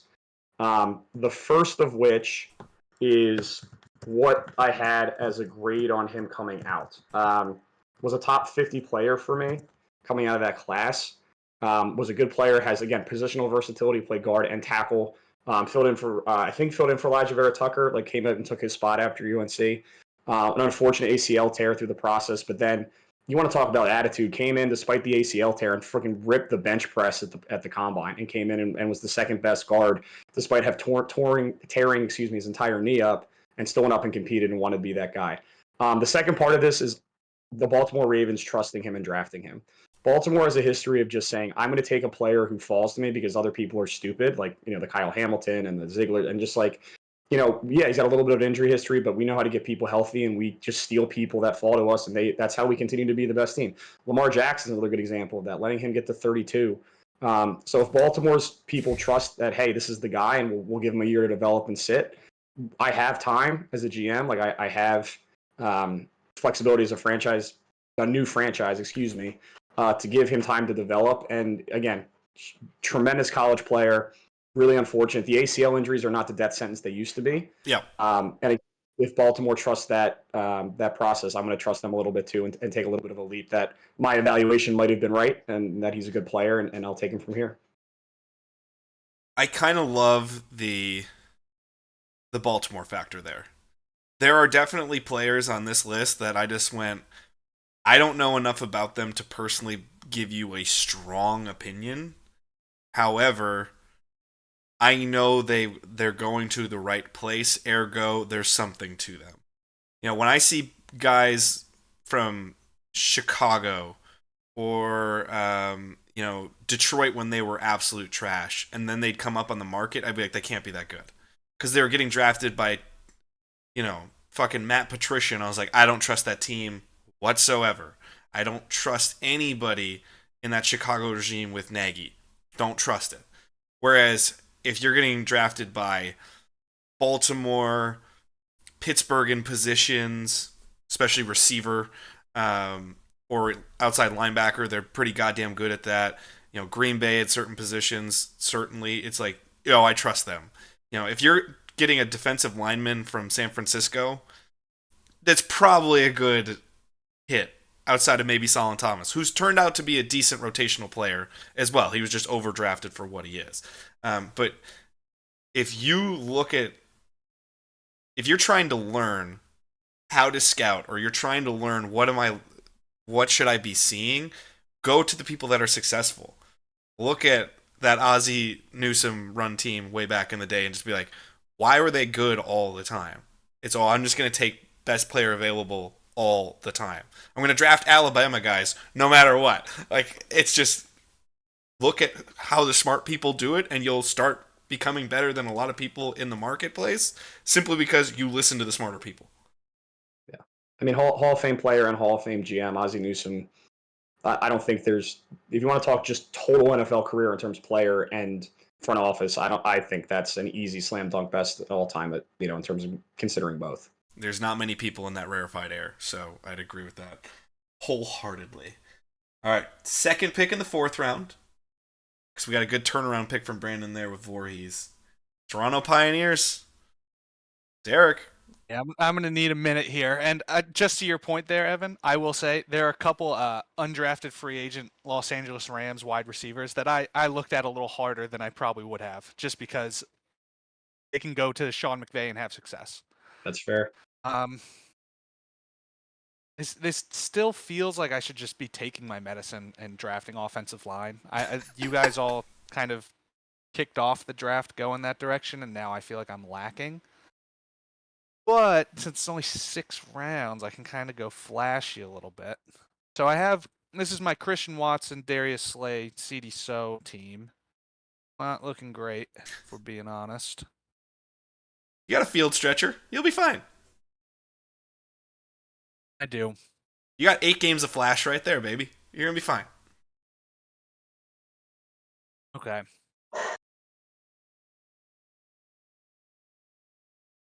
All right, we're going to do something interesting. How many more rounds do we have?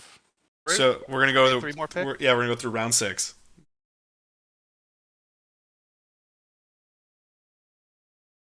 I love the contemplation here. It's great. We're taking a shift. We're shifting here. Sorry, I'm gonna need to look up a couple of contracts here. Dead air. Sorry. I can riff for a little bit. Can we talk? You want to talk about the Jordan Love contract, Evan, for 10 seconds while Derek's looking it up?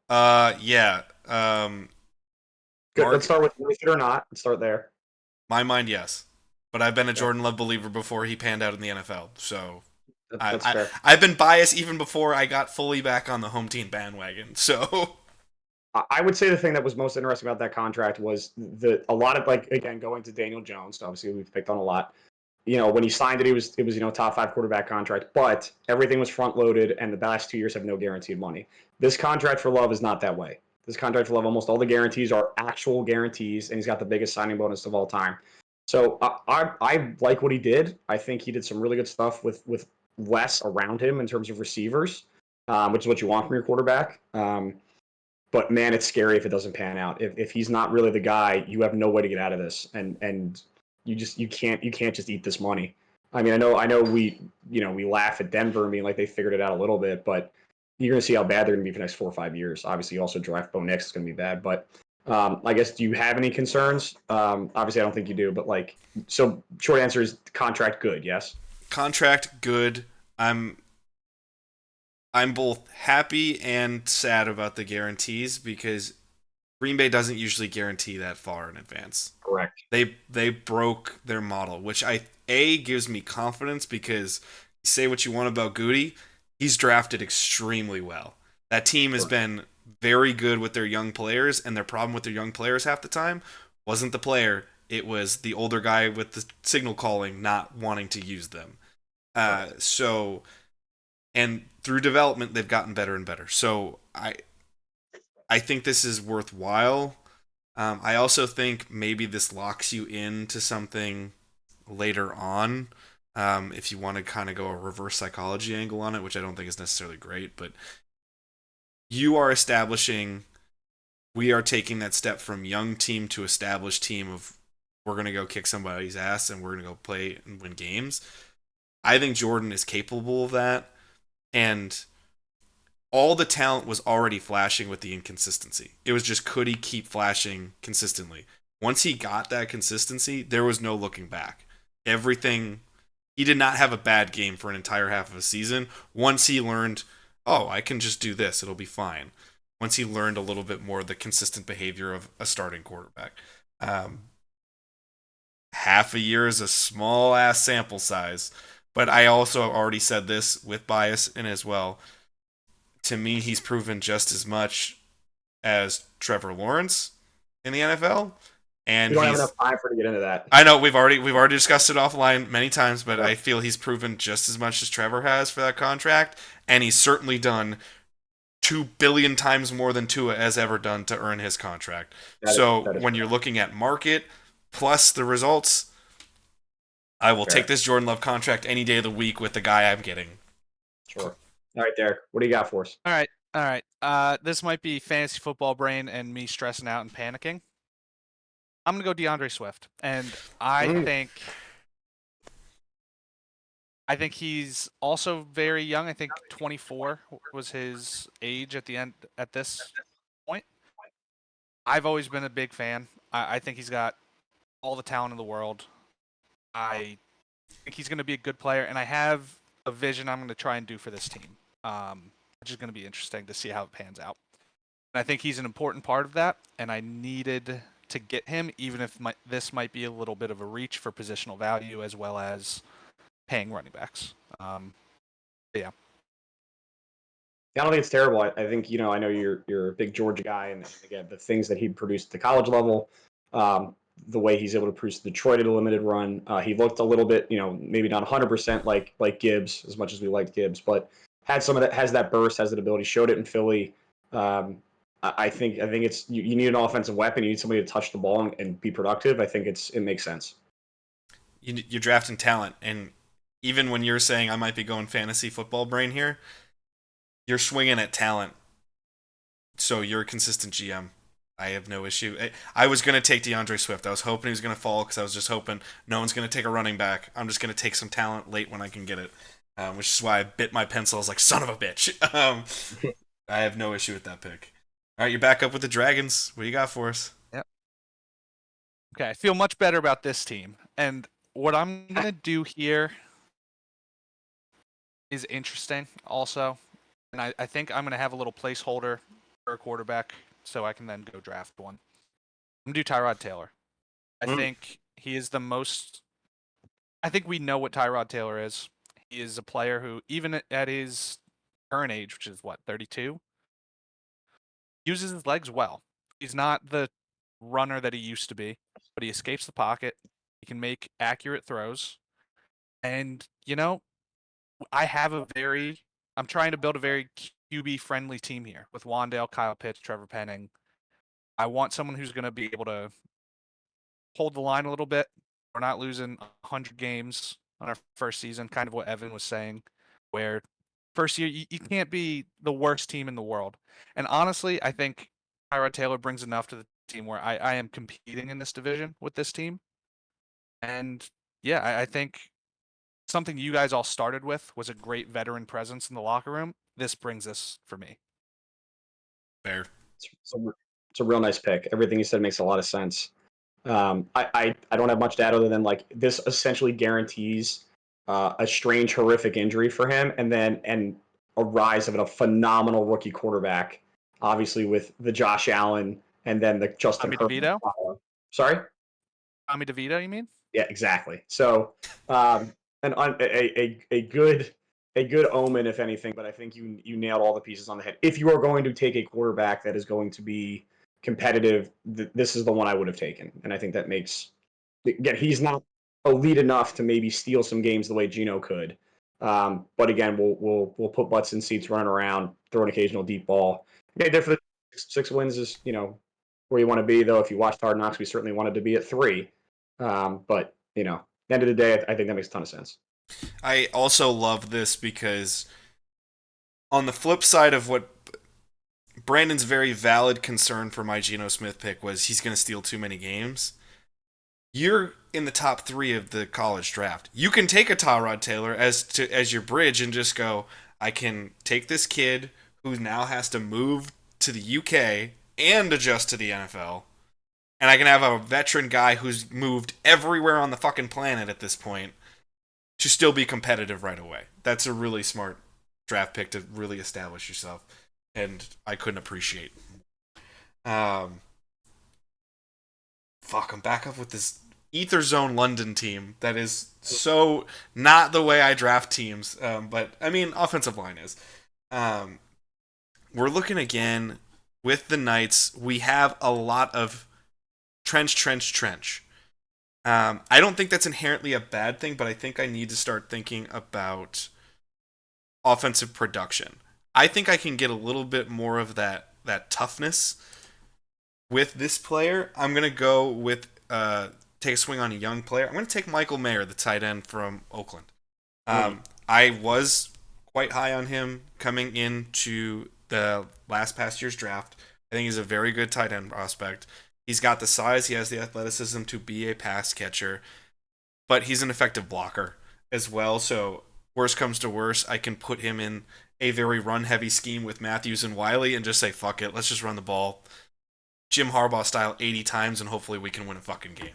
We're going to take Michael Mayer, the tight end. Yeah. Brock Bowers makes this a lot easier for, I think, Vegas. And, Notre Dame tight ends, block, big hands, usually end up being pretty good across the middle. We'll get you 600 to 800 yards and a handful of TDs consistently. And the other thing is, they're reliable. They know pro style systems coming out of Notre Dame. And again, he was a high ranked, again, another top 50 prospect in that class. I think that's great value here. And again, personally, I think the tight end position is a little undervalued. I mean, we've seen Travis Kelce be the number one option on the most dominant team of the last decade. So to have the tight end sort of lead your program, if he is truly an elite version of the position, can really carry some water for you. That was whole. We're working on young talent right now because we got a lot of old established guys. We need some young talent on this team. We're going to Dusseldorf, going to the Bergs. Dusseldorf. I feel like we sort of lack identity at this point. I don't know if I'm able to find one with what I have sitting here.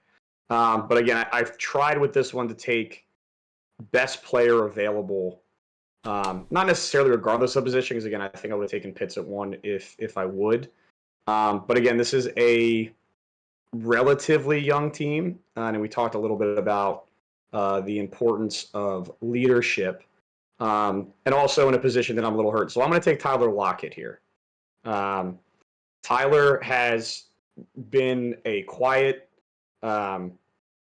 consistent voice of reason within Seattle when things have gotten a little, I don't know that I would say crazy, but certainly with the let Russ cook era, and then Pete being much more of we can't let him cook, and he ended up being right, because if you let him cook, you lose a lot of games, and he turns the ball over, and it's a whole thing. But just the ability to constantly get open, the ability to win at all three levels of the field, the ability to catch the deep ball, which again you're going to need some explosive plays to try to again keep butts in seats and be competitive. He hasn't, again, his age is something to be a little worried about. Just is he going to lose explosiveness as he gets older? He'll only be 33. It's not the end of the world. It's still not where you want to be, but you never see him getting blown up. He's somebody that catches the ball, gets out of bounds, catches the ball in the end zone, runs out, gets out of bounds. He's still averaging over 12 yards per reception as his age 31 season, so I'm not super worried about the deterioration yet. But again, somebody I needed some leadership. I needed something on the offensive side. I think it's somebody that can be a veteran leader for the team and still give us some fun moon balls when we need to put some butts in seats. So respect. I respect it. You need fresh leadership off of. You have by far the youngest team, except maybe Birmingham. Birmingham's the holy shit, we just took young guys, but you are damn close with Davis and Woolen on that team.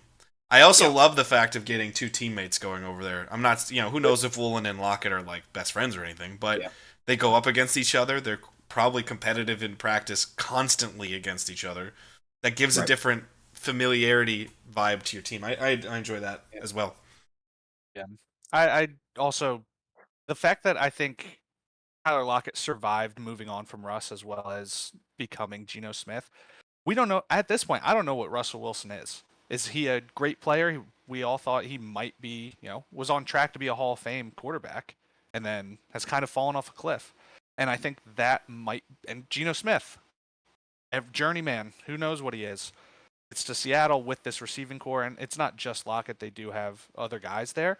But it does seem like that receiving core has been elevating quarterbacks for as long as he's been there. And he's always been, the quarterback's best friend, getting everybody out of trouble. And I think that's a great pick. I love that pick. All right. Manraj, Barcelona. Have some fun. All right, you guys are gonna say I'm doing too much for this team, but I'm actually going back to the O line again. I'm going Rob Havenstein Okay. from the Rams.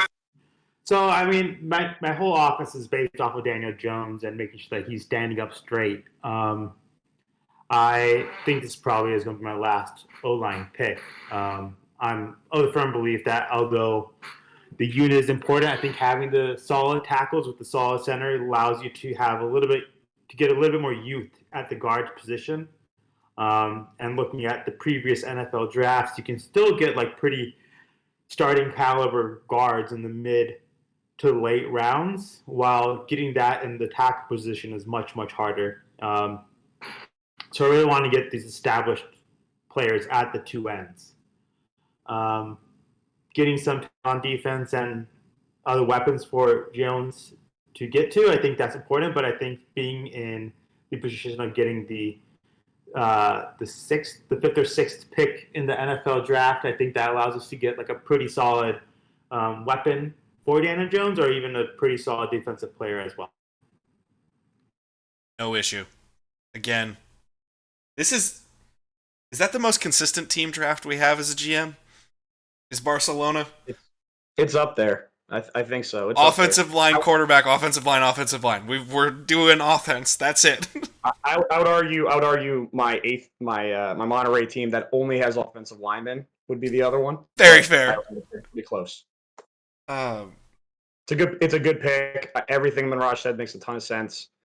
He, in my opinion, is far and away the best offensive lineman left. I don't know that, and I don't want to crap on anybody's ideas, but I can't even waste a supplemental or expansion draft team on who's left after doing some research and some tape on those guys. So I think this was the bottom of a massive tier break. We talked about tier breaks already, but this was the last guy that was left you could scoop up. So I think this was a suave move from Manraj. fair enough. All right, take us to Munich, Manraj. All right, my next pick, I'm going with back to the defense. I'm going to go DJ Reader from Detroit. That's a good pick. I think having the inside defensive tackle can help add a little bit more. I think you can never have too much talent on the D line or in the front seven or on defense in general. I think that's where talent shines more, and you can't really scheme it away as well as you can in offense. So I think DJ Reader is my pick right here. Yeah, that's the top player I had left on the board. Consistently strong against the run at his size is a solid pass rusher. Has done a lot for both teams that he's been on in terms of kind of, I talked about the role that I looked for Jordan Davis to play. DJ Reader's already done that at a high level. And again, to your point, like you can't really scheme away 375, 400 with pop in the hands. And that's what Reader is. Really, really good pick, especially this late in the draft to get someone that can still impact your team on day one is great. Now, Manraj, we already had a slight convo. Is this going to be the end of your drafting? Because we can by committee draft the rest of your team's picks if we need to. I can. I mean, you have two, and then I have my two. So I can, if we can. Yeah. I can stick around for those two, and then I'll have to log off. Not a problem. Then we'll take care of your round 6 just to make sure we have a complete draft. But then you can do your round 5. Brandon, you just said something that has inspired me quite a bit. A contributor on day one. He is always a contributor, but he has never lived up to the hype of the draft pick. But I'm going to go get 8 sacks from my team. I'm taking Jadeveon Clowney. I knew exactly who that was as soon as you started talking. Go ahead. It's, again, we're looking for talent. I love the fact that when you said, I don't know if I could even justify an expansion level pick on the rest of the offensive linemen, which is incredibly fair. The team I have a player on, I have 2 defensive linemen, I have a good youngish corner, and I have a quarterback. If I'm going to lean into the competitive thing, I may as well lean in and just go get myself 7 to 9 sacks. And just say, fuck it, I'm going to go get an athletic monster and see what I can do with him. So that's the whole logic behind Jadeveon Clowney right here. Yeah, I think everything you said is really good. I don't know that one play has ever raised the players' expectations and stock more than that hit against South Carolina. I'm sorry, against Michigan when he was out South Carolina. I mean, that helmet pop, made him the darling of that draft. He has been a consistent high-level player. He kind of reminds me a little bit of Mario Williams. And I know he obviously played for similar teams, but in terms of being a defensive end where you maybe had some other more popular players, but had a couple few really great plays that popped out on film that maybe raised the expectations more than it needed to. But he's been a solid Pro Bowl player for a long time. And again, he's gonna be 32 at the end of this contract. Again, made a good point of like he's played with his hand out of the dirt. He's played in the dirt. He can play 4-3, 3-4. Position versatility, going to give you 8-9 sacks. Great pick. Sacks or sacks? You Big need him. bummer of a pick for me. Did you think he was going to sneak away? Sniped left and right. And then we stay in Oklahoma City for the start of the fifth. I don't know if I can do much better on defense besides just taking some guys. I took a quarterback. I need to support him. I'm going to go with a guy who... Do I think he's a world breaker? No, but he's been a consistent contributor on each team he's kind of gone to. I'm going to go to the wide receiver position. I'm going to take Jakobi Meyers. Every time my team plays against that motherfucker, he somehow makes 2 plays that piss me off.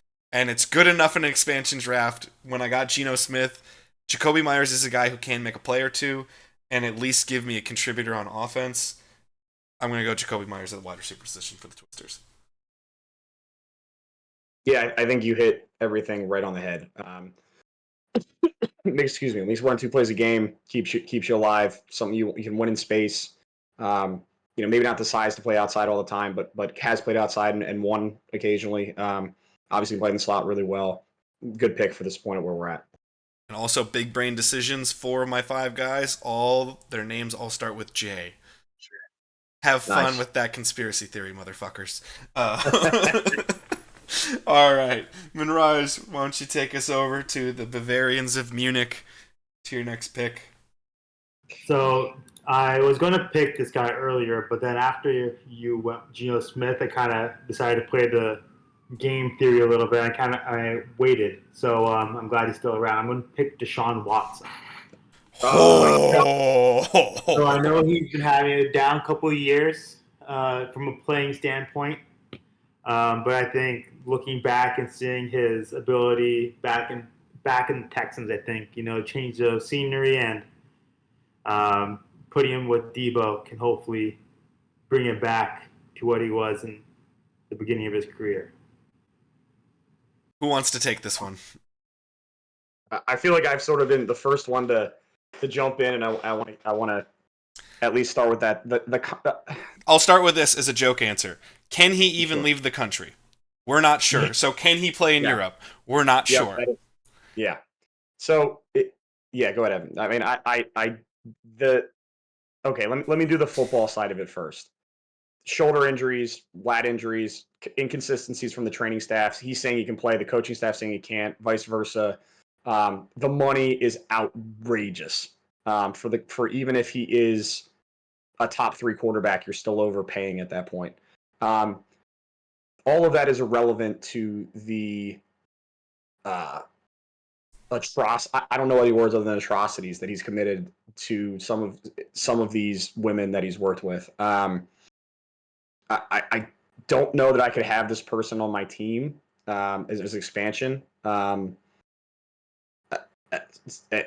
you've lost your female vote immediately. Like if you're going to have to deal with some of the things that Philly dealt with Michael Vick, and though I think Michael Vick, that's maybe not a fair comparison in that he has worked exceptionally hard to rehabilitate himself. PETA now even talks about him being one of their biggest supporters, and he was not directly involved in what happened with that he just owned the facility. Maybe Ben Roethlisberger is a better parallel there, who has had some sexual assault. I'm going to say case settlements, because if you look through the documentation, he clearly settled one.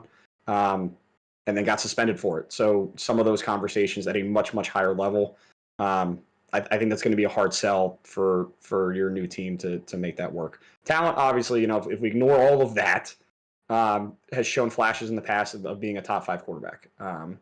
So I just man, the dichotomy here. I did not think he was going to get drafted. I'll leave it at that. He was the only player on my there is not a chance I could ever draft this player. Brandon and Derek heard me. I'm sorry to cut you off. Would you like to finish your thought?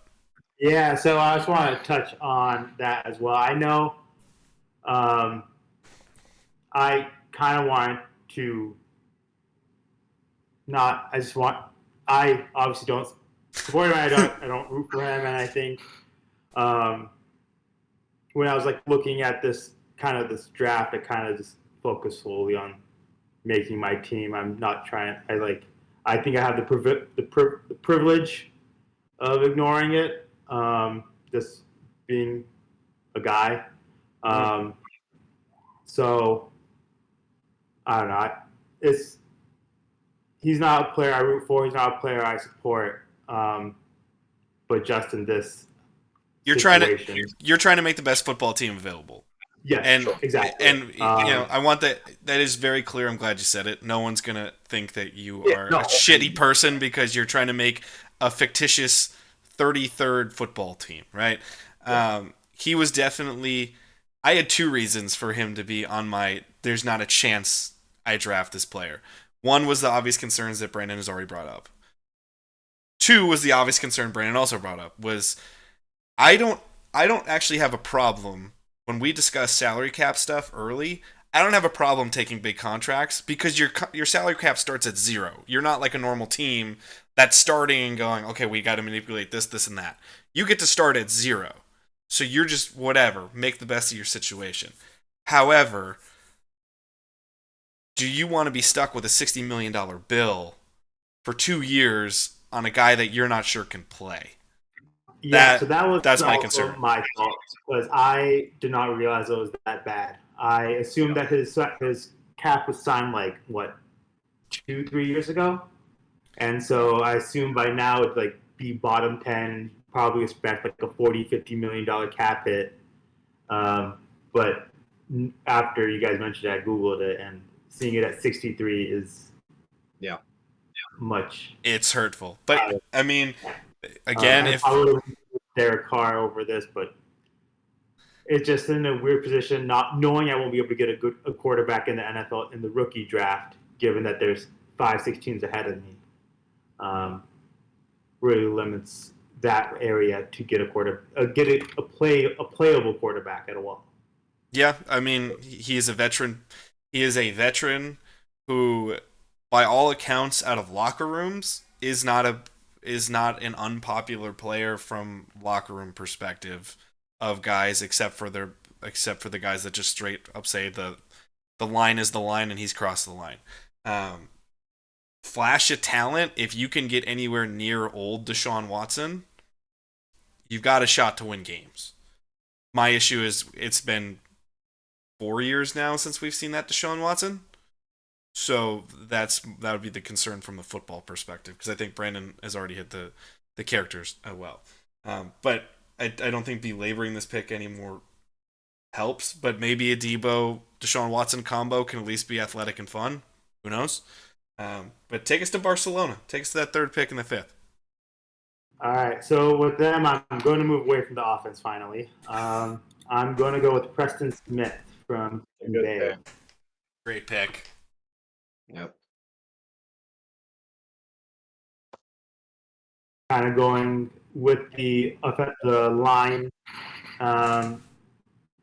theme, going a little bit on the defensive end, seeing if we can attack the quarterback just as well as we protect it. So I don't have an issue with that. Obviously, I'm a big Preston Smith believer, being a Green Bay Packer fan, and he's been re-signed twice in Green Bay. That says a lot. I mean, he's going to be 33 at the time of this draft. He's 32 right now, but he's always a consistent contributor. And then he has those 3 or 4 games a year where he comes out and shines, and you're like, oh shit, this is why we gave him a big money contract, not just a decent defensive end contract. So especially 5 rounds deep, we are in I mean, shit, we're 30 plus picks in, and to get a quality player like Preston Smith on your team, there's not much better than that. Oh boy, though, Yep. I Yeah, enjoy the pick. I got nothing to add. Evan's the resident Green Bay guy. Now, is this going to be the end of your drafting? Correct, Manraj? Yeah, I am. I gotta go. We'll I gotta take yeah. get some we'll take food. your sixth pick. Thank you so much Thanks, for buddy. contributing. We appreciate your ability to be the GM of the Munich Bavarians and the Barcelona Realeza. Yeah, So it'll be fun of talking course. about this in Yeah, the future. I'm glad I got to throw some little wrenches in. So Hell Yeah, yeah. be good, I am. buddy. Yeah. Be good. We love you, bud. Yeah. Hey, man.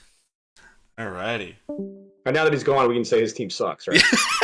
Awesome drafting. Bad They're job. horrible. Bad at his job. Bad at his job. No. I will say his Barcelona team has a real chance to be a Yeah, good team. Yeah, but it's on Daniel Jones. yeah. That's the thing. That's. Trust us, that's not what you want. So I agree with you. So let's say Daniel Jones isn't a part of the equation because he gets hurt again. Could you at least have an effective running team behind the offensive line that he's drafted? Define effective. They can score and move the ball on a consistent basis to at least not have to No. punt deep constantly. No. When they're playing the other European teams, Yes. sure. Yeah, that's true. Yeah, fair. Derek's point, that's true. Yes. All Maybe right. that's fair. That's not bad. That's not bad. His Munich team, I'm a little frightened by because it's a little bit all over the place. Yeah, I'm certainly frightened by it. But there's talent. There's talent. So who knows? Yep. All right. Yep. Dusseldorf. We're back to you, buddy. Dusseldorf. All right. So I have two players left on my. Again, I talked about. I kind of did some things in buckets to try to make it make sense. I have two players here that are kind of outside these buckets, and I'm really happy I get to do this because one of them that I'm going to take here, I gotta think for a second because I think this is the way I want to go. Just this team is a little all over the place, but I'm building through the trenches a little bit. I'm going to take Dalvin Tomlinson here. Okay. This is a Dave Gettleman hog molly special. This was a guy who, as awful as Dave was at almost every aspect of everything that he did, he could occasionally find a defensive tackle and an offensive. I don't know about an offensive tackle. He got Andrew Thomas out of that, but especially mid to late rounds. Dalvin Tomlinson was a great player for the Giants for a while. Obviously moved on when we didn't re-sign him, but was somebody we saw in the rotation, played well. He's played nose tackle. He's played both 3-tech sides, so he can play over either side. He's played some time in rotation as good as a defensive end. So positional versatility. He's a little expensive. 19 is not exactly where you want to be, but again, in terms of productions, he's never had less than 3 sacks, despite playing again nose tackle in a bunch of different positions across the defensive line. Somebody that at this point in the draft can still have some level of impact on the team. And again, shout out Big Dave on just snatching up the biggest bodies you can find and trying to make them get the other quarterback. So, but I think Dalvin here is good value. Again, productive at every defensive line position, so I can rotate him through. Maybe he's a guy that plays next to Jordan Davis, and Jordan eats up 3 tackles, and they can get one-on-one with a backup guard and maybe make something happen. Fair enough. I mean, Dalvin Tomlinson's a big human being, man. And if you can at least plug the run with him to an effective level, especially with Jordan Davis, your interior with those two is a big, massive humanity to try to battle. So I think that pick is worthwhile beyond belief, frankly. I do think it's pretty fun that you were just asking, can the Barcelona team run in our division? Maybe not against your Dusseldorf team. At least interiorly. You're plugging up that middle pretty well, and I think it makes sense. I think Tomlinson and Davis could work together. So I think it's a good pick. Oh, we're back to London, this Ether Zone team. I guess we kind of have an identity, which I don't hate. A lot of tough, hard-nosed players. I'm trying to really see where I want to go here. I think I need a little bit more weapon here, but I don't think any I don't think there's a running back or a wide receiver that really justifies a pick. Woof. You know what? Fuck it. Let's have some fun on the offensive side of the ball. I am gonna go to Houston, and I'm gonna take Dalton Schultz tight end. I'm gonna do 2 tight end set with Mayer and Schultz. I got one who's more of a pass catcher, and I've got one who's a bit more inline. We are going to try to win through the fucking trenches. This is what this team can do, so have at it, boys. Yeah. Do you think To a running quarterback? Yeah, go. Derek, you got it. Go. No, you got it, Brandon. No, the only thing I would say is went through the trenches. Do you think Schultz is an effective enough blocker to be considered part of the trenches? At least from the way I've seen him play, he does not seem like somebody they keep in line a lot.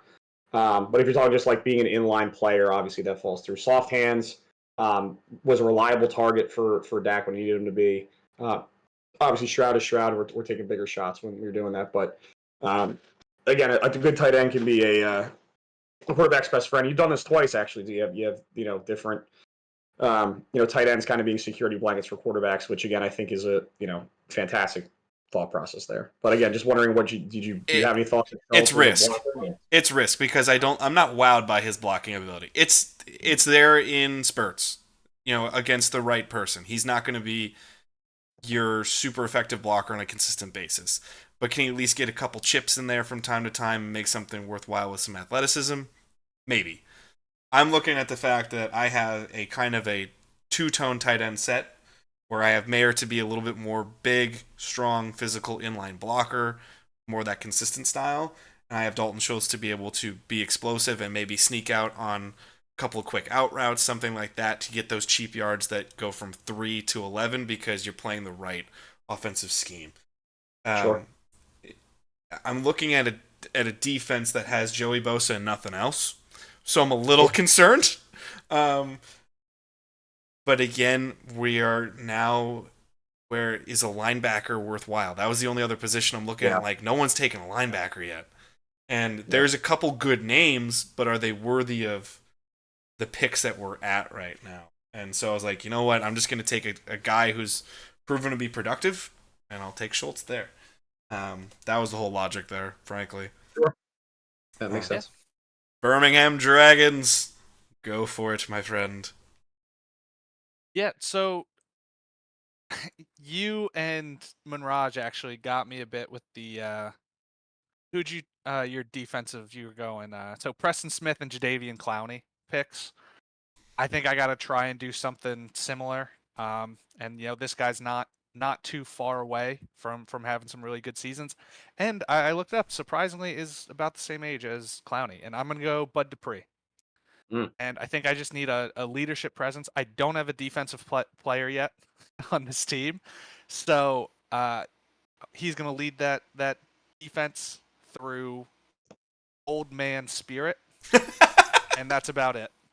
He's not going to get me double-digit sacks. I wouldn't expect him to, but he is someone who can be a situational pass rusher.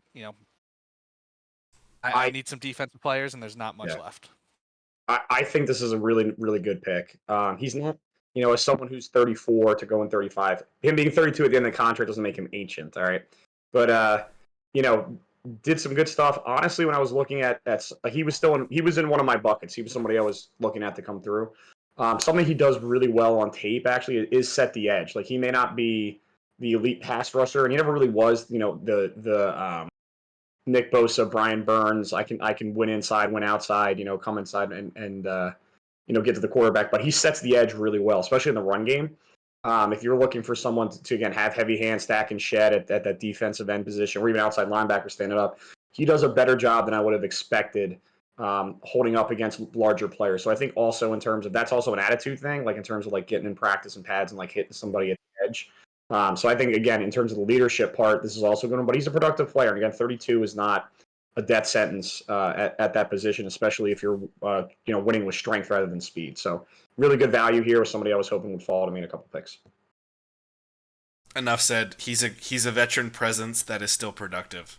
There's a reason every time he's on the fringe of losing out on a job, he gets it back because he has too much Yep. talent and he's too consistent.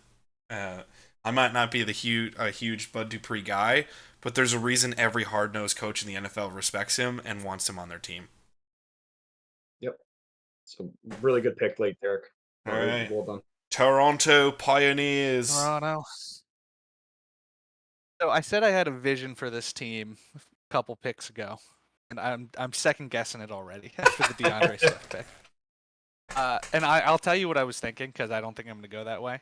I thought my last pick for this, even if we were doing as many rounds as we could get to, would have been like Malik Willis, and I'm just going to run a read option with DeAndre Swift, and that's it. Doesn't quite work with Christian Watson as like the guy, and I think I'm just going to snag what I would say is the most consistent quarterback on the board, and that's Gardner Minshew. Not good enough to steal games, but is serviceable. It seems like he bounces around a lot, but every clubhouse loves him. He has the weird mustache mullet thing going on. The fans like him. I can't imagine a more stereotypical American going to Toronto, but I think he's a fun player in terms of his presence. But I think everyone else, quarterback-wise, is either, I would say, a step down or insanely expensive. So I'm going to take who I think is probably the best thing for this team, who is all over the place right now, with Gardner Minshew. I talk about a hipster vibe working in Toronto. Gardner Minshew could work in Toronto. Also, that mullet will work in fucking Canada like nobody's business. I do think he's talented enough with a decent roster around you to steal a game or two.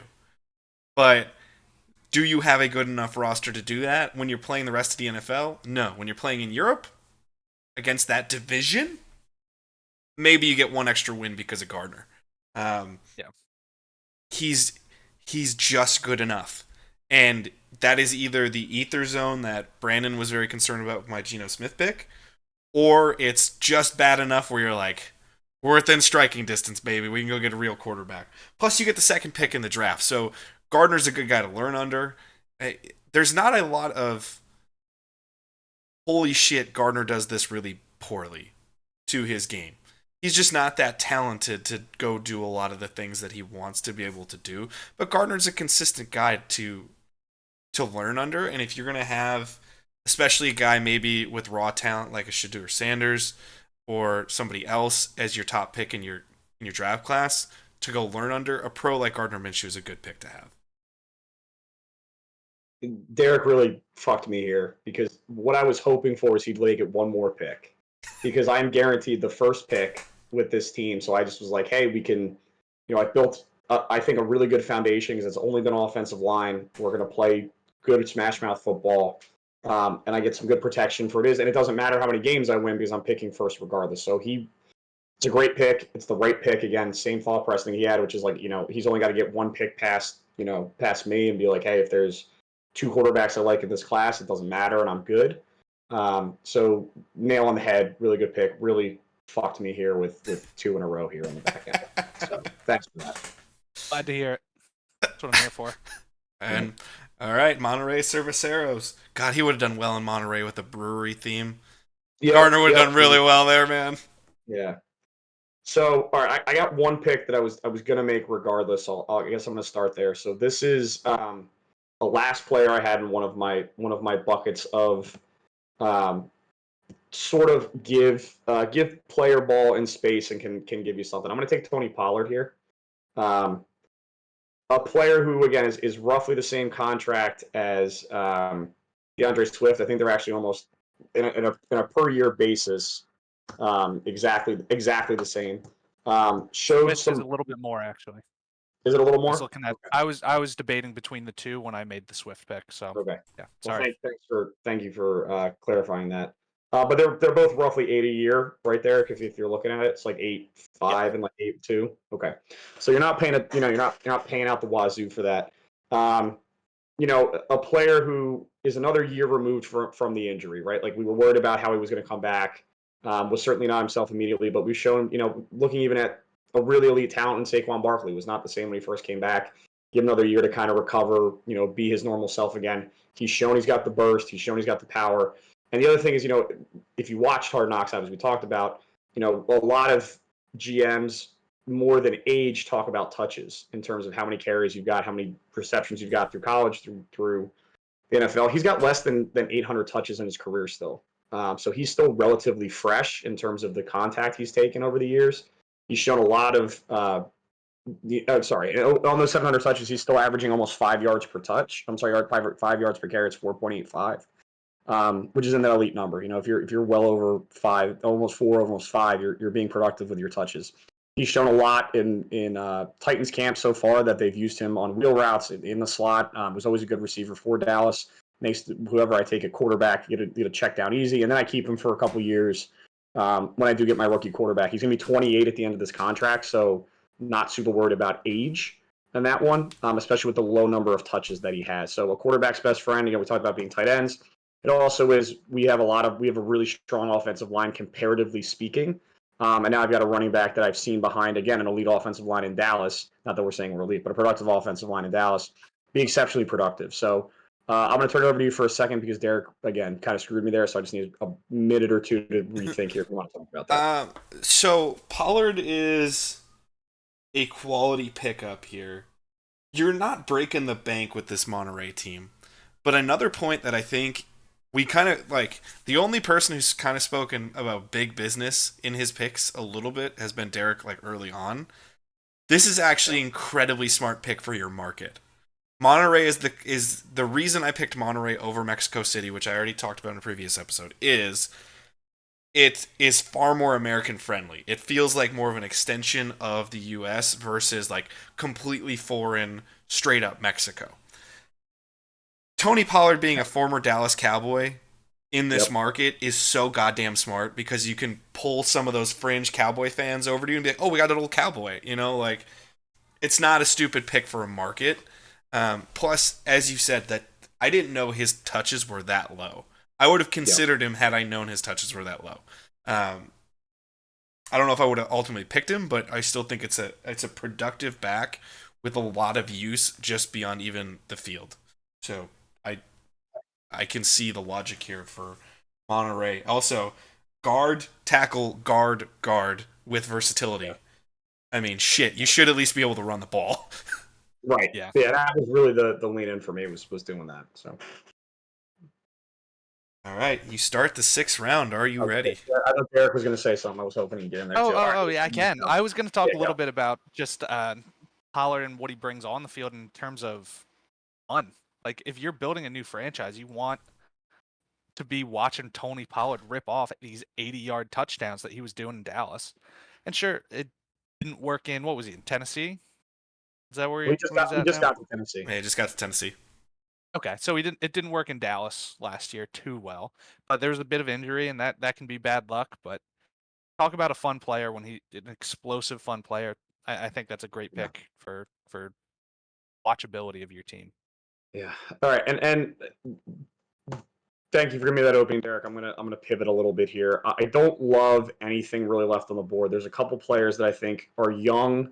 And again, we talked change of scenery a few times. I don't have any other offensive weapons, so I'm not, again, because I know I'm going to land the quarterback. I'll figure that out later. I'm going to take Treylon Burks at wide receiver. I knew you were going to get him. You did? Do you want to talk then? Do you want to go why? No. I want to hear it from you. So I think what the little bit look behind the curtain here, we used to be able to predict what the Titans were going to do with relative certainty because they would release a player or trade a player and then just try to draft their replacement immediately, which never really worked. Treylon Burks is one of those guys where somehow they thought that A.J. Brown would just be replaced by a guy who was not nearly the explosive athlete, the point of the catch point, the late burst. I mean, the biggest thing I always remember watching with A.J. Brown is if he got the ball in space and had 2 steps, he was always gone. There was no way you were getting caught. And Treylon Burks, down in Arkansas, had some really, really nice 0 to to 20-yard plays like that. And then at the top gear, he would always get caught. He did not have the top gear that A.J. Brown had. So the comps to A.J. Brown were maybe like he's a little more physical receiver. He's got some initial quickness, but he never had the final gear that A.J. Brown had. The Titans misjudged that a little bit. I'm obviously not. I'm speaking about it now.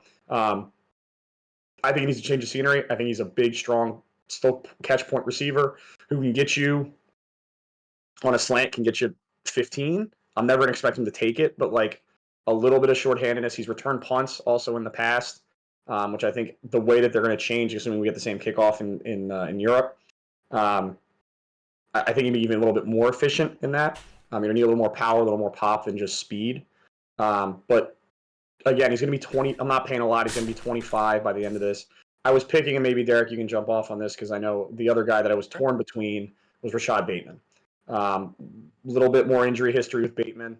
But again, Ravens trust him to re-sign him, and that was really what gave me pause. So I was just a little, maybe you have a thought on if that should have been the way I go. But again, I think all of those pieces, and the other thing that he is a good and willing blocker. You've seen that on some of those big Derrick Henry runs.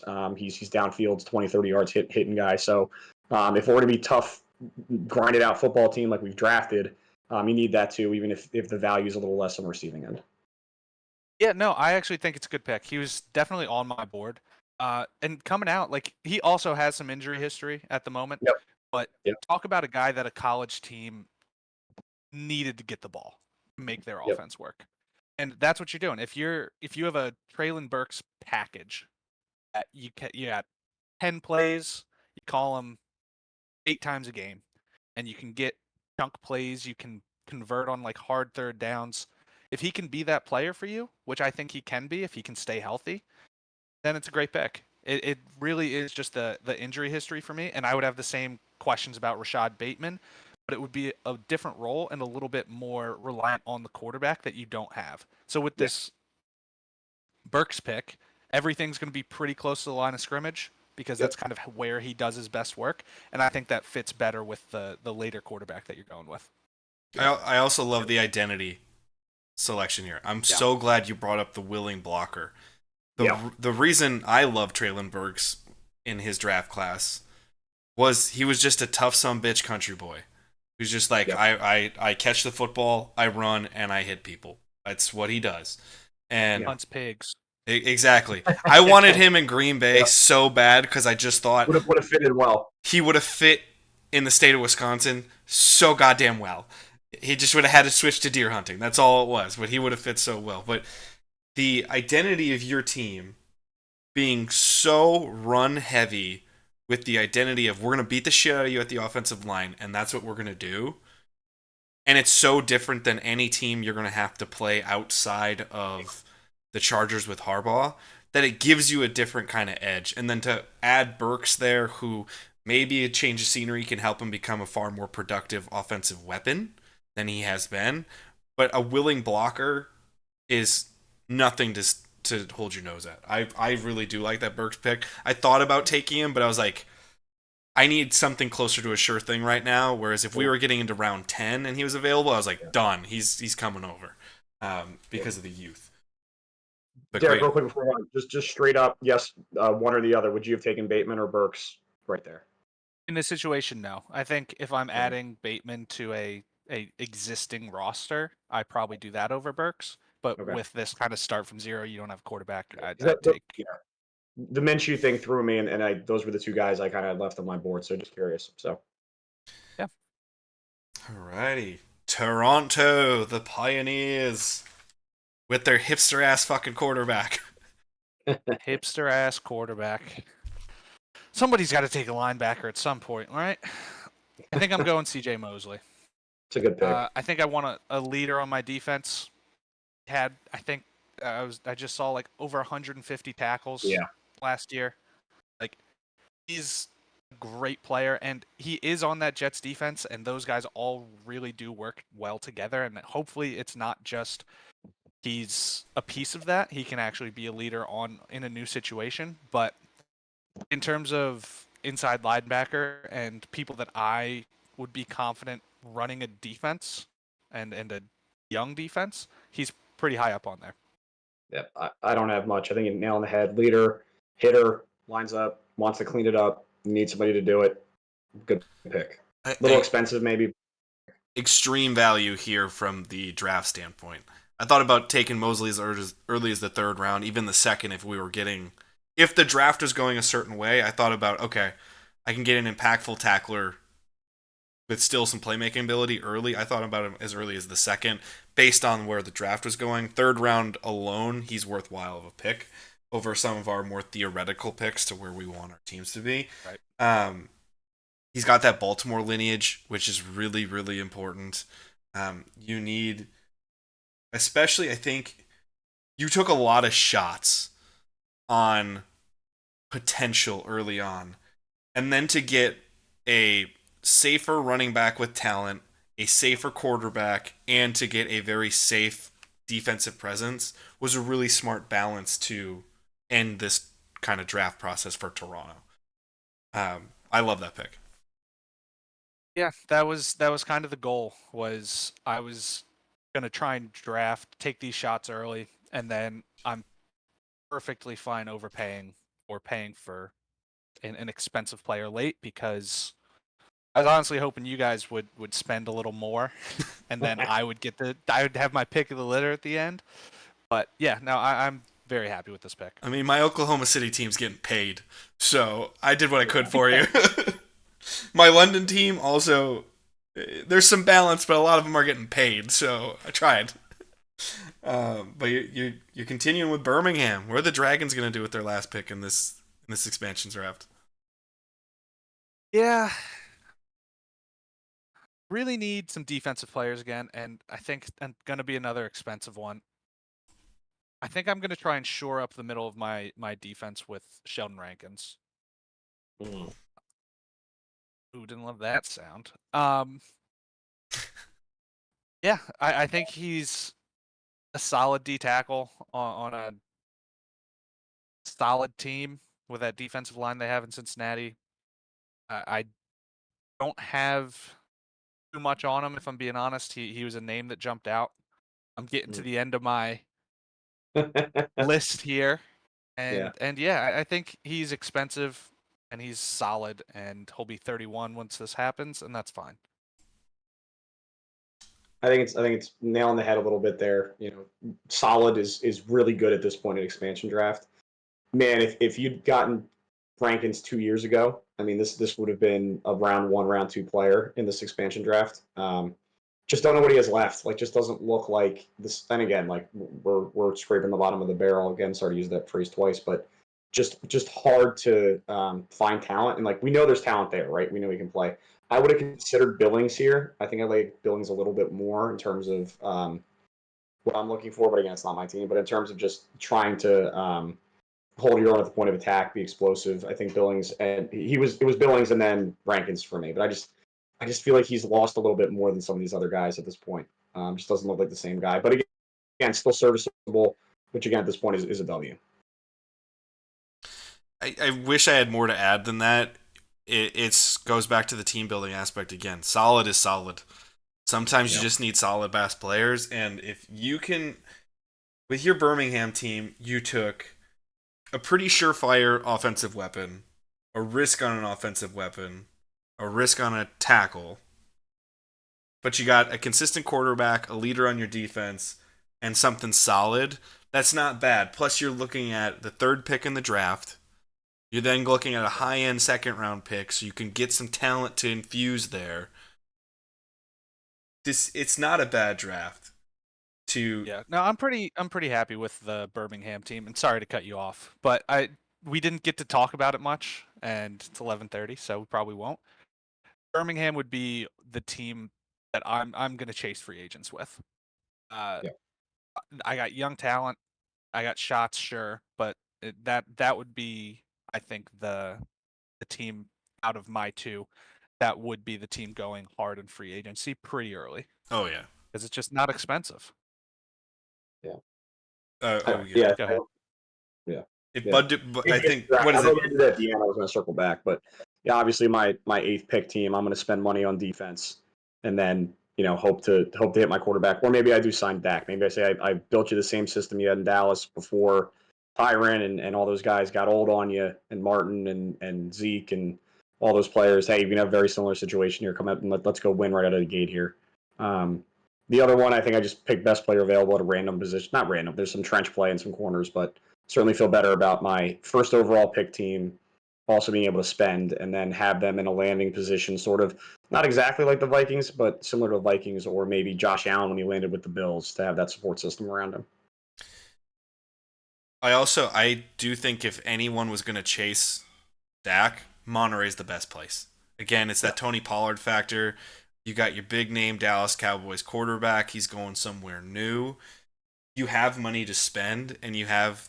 I think the best thing you said about that entire argument is similar system, offensive line, and with the 8th pick in the draft, you can go chase yourself a wide receiver, and then another high end wide receiver in the 2nd or 3rd. You're filling that team out, and maybe you get to spend one more free agent pick, and you just say, we're going to try to outscore everybody. This is our chance. I don't hate that theory whatsoever, Monterey. I'm back to my Ether Zone London team. Derek, I'm going to say something off a comment that you did. This is a pick that if I were the GM, I would never, ever in a million years believe I would ever do. However, I'm in the ether zone of not knowing if I'm going to get the quarterback I want. Oh, don't do this. With great pain, I will take the athletic, yet problematic. I'm taking the biscuit and Mitchell Trubisky to be the starting quarterback of the London Knights. It hurts me. It hurts me. I would never do this. But London at least kind of knows football. You got to have something of a quarterback here. Fuck. Why? Just like if you're trying to do something, why not Derek Carr? Like I just legit. It's like you're trying to do something because like we know what Trubisky is. We know that he's. I mean, the cost is way less, but like if you're trying to be like London knows football, why not take? I mean, you hit the concerns is obviously the accuracy, the bad footwork. Solid athlete, can run around a little bit. But like, why? I guess my only follow up would be why not Carr at that point if you want to be somewhat competitive. Because I think Derek Carr is $40 million more expensive to get the exact same result. And I would. You think they're the same level of player? They're too close, in my opinion. I have not thought Derek Carr was a high level player or a higher level player enough to justify that level of commitment. Even though you'd only, I think, have 1 year left on his deal from the Saints. I'm looking at the 4th pick in the draft. Maybe you get a quarterback, maybe you don't. I have a team that can block and I can do some rollout stuff with. I don't like Carr's pocket presence, and the only thing I like about Carr is some of his problems is that if he's concerned, half the time he just chucks it far. I don't have a receiver to fucking throw it to, so what's the point of doing that, you know? Whereas I have Dalton Schultz to go on a 6-yard out route off of a read option, and I have a running quarterback threat to at least kind of roll out and be like, well, he could theoretically run 7 yards. We should defend this, and maybe you can just do those little pop passes to Schultz. Again, I don't think any quarterback at this point is worth true merit at this level. But he's shown he can be competitive, so I'll take it. Yeah, that was, and again, I think that makes sense. I was just curious, and I think everything you said aligns with that philosophy. I was just, the way you initially said that, I thought you're like, oh, we're going to try to compete, and I was like, you're going to compete with Mitchell Trubisky. I think we're being a little, I mean, I know Derek Carr is certainly not worth $40 million. He's a serviceable quarterback. Yes. And I think, I want to preface this, I am not on the Saints bandwagon here. They are a very average team with an incredibly easy schedule. Like, this is going to be a team that I think can steal 8-9 games. Just because they're in cap hell next year or whatever. They still have Chris Olave. They still, again, Derek Carr is serviceable. If Ramchek's healthy, Kamara can still get it done in space. There are pieces here that, like, playing the second easiest schedule in the league, you can win some games. So I'm not going to sit here and say that I want Derek Carr on my team, but I think we're maybe overcorrecting a little bit with him and his role in the Saints a little bit here. That's the only thing I would say. Yeah, I mean that's a fair point. Derek, sorry, go ahead. I think no, please. I think my question is more about what have you seen from Trubisky in the last 3 years that gives you any confidence in his mobility or anything really? He hasn't played since Chicago, really. Let Kenny Pickett start pretty much every game over him in Pittsburgh last year. And they got benched. I and he just didn't play. and this is going to be an interesting take. I think you get a similar type of player who is a little younger with Desmond Ritter over both of those two. I can't agree on that, but Yeah. You would clearly. So here's the thing: I've seen at least enough that in semi-functional keywords, semi-functional, Trubisky can at least run around and do something. Desmond Ritter is completely ineffective to me and useless. Derek Carr is not enough of an upgrade for the cap hit that I'm going to take. I don't think I'm looking at a team that is older, where I think my positions of strength are tackle, and that's about it, and tight end, because that was clearly the point. I don't know if my best player is even going to be able to play 8 games, let alone 17 or 18. Now, granted, I said I proposed a 16-game season in these past episodes, but we're drafting this as we're going along. So I'm not looking at a lot of high-end success right away.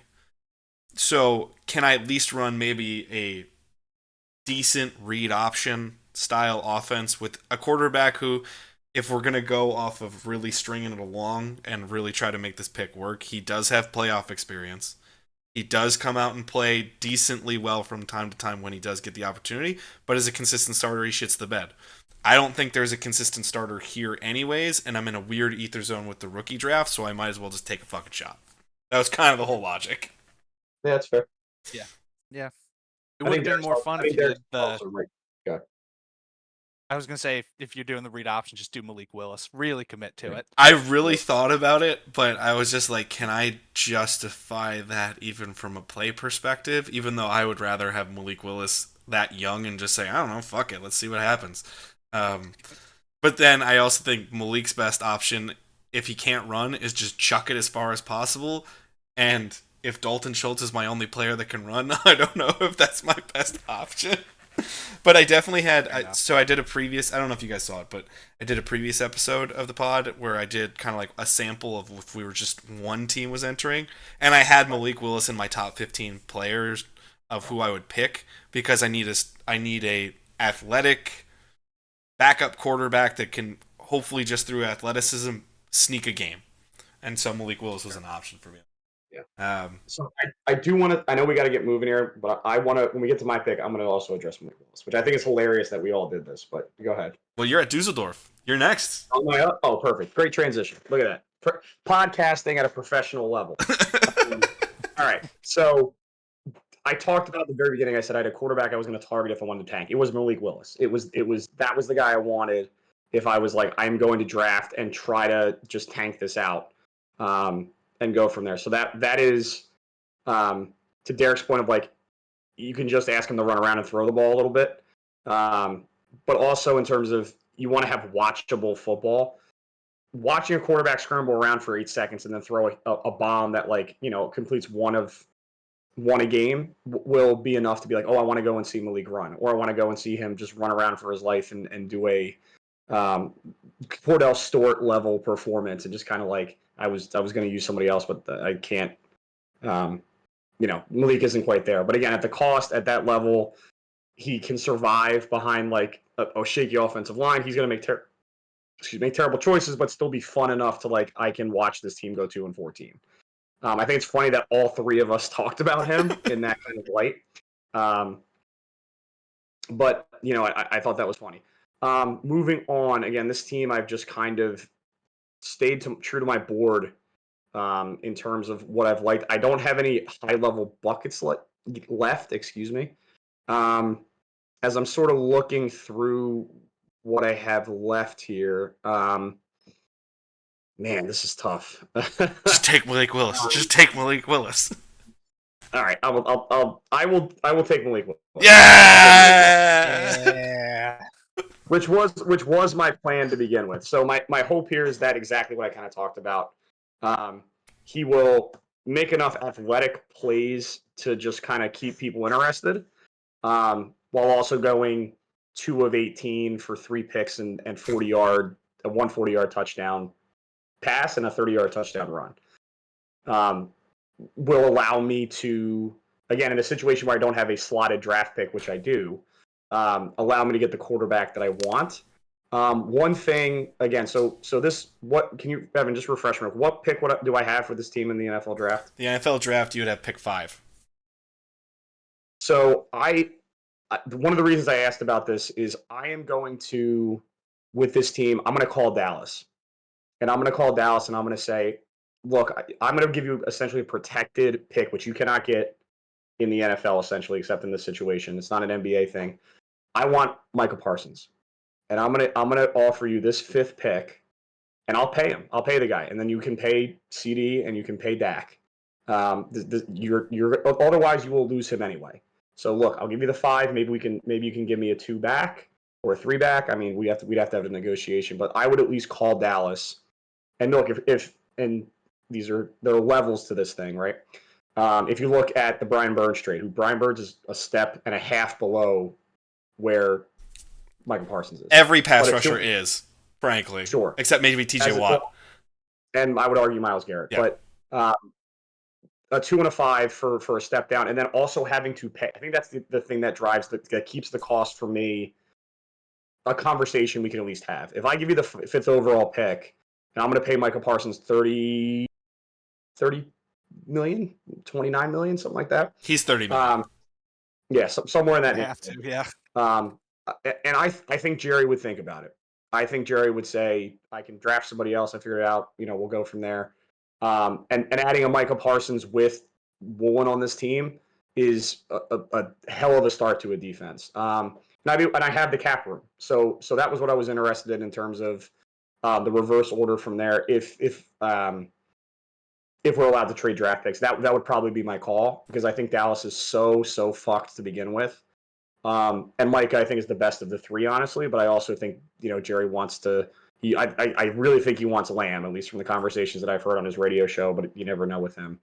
And I don't know where he stands with Dak. I really don't. And it certainly feels like he might be the odd man out. But maybe I can make the decision easier for him and say, hey, this is a defensive heavy class anyway. You can take your pick of a star corner, another defensive end.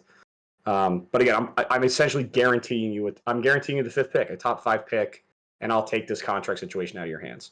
So that would be what's that? I love that theory. I love it. If you could pull that off I don't think a 5 does it, honestly, in Jerry Jones' world, with Micah Parsons. You're talking about the best defensive player in football. Good, sorry. And so if a 5 could do it, hell yeah. You run to Dallas and you fucking find the ship that will ship all of his shit over for him, and you say, we'll build you an entire podcast studio in the fucking stadium. Whatever you want, we'll do it for you. Right. Is the price right for Dallas? And yeah, and I think that's hard. That's the hardest part of the conversation. I'd say 2 things to that. I think he's the best player on a rookie deal. I think Myles Garrett is still better than him. If you watch the film, and if you listen to the interviews, like the New Heights podcast, they had on a bunch of offensive linemen. Every player is saying the hardest person to block is Myles Garrett consistently. That shows up on film. Again, he's number 2, which we're not going to nitpick too hard. I think Watt came in at 3. Yeah. The other contract, and again, it was me jumping off point. The one that I would look to, which I think is a fair comp, is the first Khalil Mack trade, the trade from the Raiders to the Bears. He was an all-pro at 2 positions, which had never happened before. He was an outside linebacker, all-pro first team, and he was a defensive end, all-pro first team. He was a 16 sack guy. He led the NFL in defensive touchdowns and forced fumbles, which again, like turnover and scoring on defense is the most valuable thing you can do. And again, that season is better than anything Mike has put up to this point in his career, and he was traded at that point for a 1, a 3, and a 6. And a 1, a 3, and a 6, and a swap of 5s, I think it was. So if I'm giving them 5, I probably think I don't need to put the 3 in, because that was not a protected. But I give them maybe a 1 and a 4, and we swap fives and I pay the guy, which is exactly what the Bears did. And then obviously you saw what he did immediately against your Packers, being out of shape. So if he's gonna have that level of impact on my team, I think a 1 and a 4, again, even with being top 5 picks, worth it. It's a hell of a target. It's another podcast in and of itself that I'm now excited for, because this is such a. I love this. The reason I love this and the whole reason behind this podcast is team building. This forces you to understand how to do things, and even when I'm looking forward to Manraj's team, I'm like, this is the team I'm inheriting. I didn't pick this team. Right. It's very interesting to see, and I love the idea of, that's why I put all the free agency documents. People didn't see the behind the scenes. That's why I put the free agency and all the cap hits in there, so we could think of well, what would I do? And that's why I left it, because at the time Jordan Love wasn't signed, but I knew he was going to be. Tua, that was up in the air. I was like, does a new team say we can get a big face and bring Tua over here? I would never do it. But would maybe if Manraj is drafting him, but you never know. I don't think anyone else on this podcast is. But you never know. But it's certainly worthwhile of the discussion. I think your Dusseldorf team, taking talent best as possible, knowing you're probably going to lose, and then just going high-end free agency is not a bad idea. We'll take it to Barcelona, over to the Realeza. The only text message I got from him before he said is, I need a defensive player. Okay. I'm going to just liven it up a little bit. I think this is an undervalued position, but I don't inherently know if this is going to be the players justify it, but I'm going to go this way. I think you need a playmaker on the back end of a defense. I'm going to take Malik Hooker, safety for Barcelona. This deep in an expansion draft, he's a worthwhile proposition to have. He's a journeyman safety that can give you good play at this point in his career. I'm never wowed by Malik Hooker. However, I think he's still a worthwhile player to have on your defense on that second level, or that third level. So I'm going to go Malik Hooker for Barcelona. I thought that guy was going to be so much better coming out. I know the injuries, he's had consistent knee and ankle stuff, but in college, we talked about fun players earlier. Defensively, I mean, I don't want to go over the whole list again, but he was fun. And he, from flip your hips, track from, the hash marks to the deep corner of the field, he could get better than anybody. And he never got his burst back. Again, I talked about the ACLs not being a death sentence they used to be, but the nagging hamstring, knee, ankles have just taken what was a really elite player and fun player and a little bit, made him 80% of himself, which at this point in the draft's still really good, but just, nail on the head in terms of serviceable, but someone that I thought pre-injury was going to be a all-pro level player. Fair. And those are the kind of guys that are in an expansion draft, so that's why he's available. Because is his play still worthwhile? He's not what he could have been, but is his play still worthwhile? Derek? Fair enough. I was just going to say, I don't know about you guys now that this is kind of coming to an end. I struggled with the safety position and what to do with it at all. Yeah. So I just kind of avoided it. I do agree with you, Evan, that probably would have been my pick if I was going to take one, just because, what he was or what we all thought he was. But yeah, I struggled with safety a lot. Go ahead, Brandon, then I'll go back. Sorry. No. So my goal is, if I was going to take a safety, Derek and I hinted at when you took Slay, was I'm just going to take one of these older corners with good instinct and let him have some help. Let him play towards the boundary maybe if you wanted to. Play cover, if you're going to play middle of the field, let him play middle of the field. Don't make him run to the far hashes. And let those guys who have played, 6, 7, 8 years of high corner play, a James Bradbury, I think, is a good example of that, where the Eagles have already done that because of the Cooper DeJean pick and the Quinyon Mitchell pick. I didn't really want, maybe, I actually was just looking at one recently before I go, but maybe, no, never mind, forget it. Nope, I don't want any of them. I think I was just moving corner to safety. I just want to double check my work there, but I think you're right. I didn't want to touch any of it. Nothing jumped out at me. I was like, I'll put one of these older guys who have great instincts and give them support in the back end. I think my theory with the safeties was this. I love the safety position. I think it's truly, when you look at it, when you have an impact player in the safety position, it's the most underrated position in the game. But you need to have your impact player there. But, you're talking about someone who works just at at the altar of Ed Reed, so I get it. You're not the only one. Yeah, I know he's very high in this group. We all love Ed Reed because he's the best. But the way I was going to approach safety was if we got to 10 rounds, 11 rounds, 12 rounds, and we start going, okay, my team doesn't want anybody else, I was going to look at the Josh Metellises, the Jonathan Owens, those guys that are journeymans that they serve a place. They're not really a liability, but they hold a roster spot for you. They're cheap, relatively speaking, but they're a veteran presence that is a professional. That was how I was going to address it in this draft. I didn't think Malik Hooker would be a team or a guy I would draft unless he just fell so low that I was like, well, if I have talent, I might as well take it. But I was going to go through like the Jonathan Owen, Josh Metellises of the world and just be like, okay, fuck it, that's how we're going to play safety right away. And hopefully, maybe second round, like current drafts have shown, one falls and you get, Xavier McKinney in the top of the second. You get Xavier McKinney falling. And then you like Green Bay paid $17 a year for him. Yep. They just drafted him. Or I look at my boy Antoine Winfield. He fell into the second, and I was like, he should have been a top 20 pick, and I was vehement. He deserved it. He's worth every fucking penny now because he's a playmaker. So that's how I would look at that. But yeah, Jonathan Owens is the worst. Jonathan Owens is the worst athlete in his own house, so I don't know that you can draft him. But I mean, it's kind of like saying Eli Manning's the worst quarterback in his household, or his family. Archie's worse. Archie's worse. Yeah. But you know what I'm saying? Like generationally speaking, yes, sure. A starter on an NFL level and you're a fucking chump compared to your spouse, that's not necessarily fair when it's Simone Biles. But the point and the joke still stands. I'll finish out Munich. I don't know what the fuck to do with this roster now. I have Deebo Samuel, I guess. I have Fuller, Floyd, Reed. They're good rotational pieces.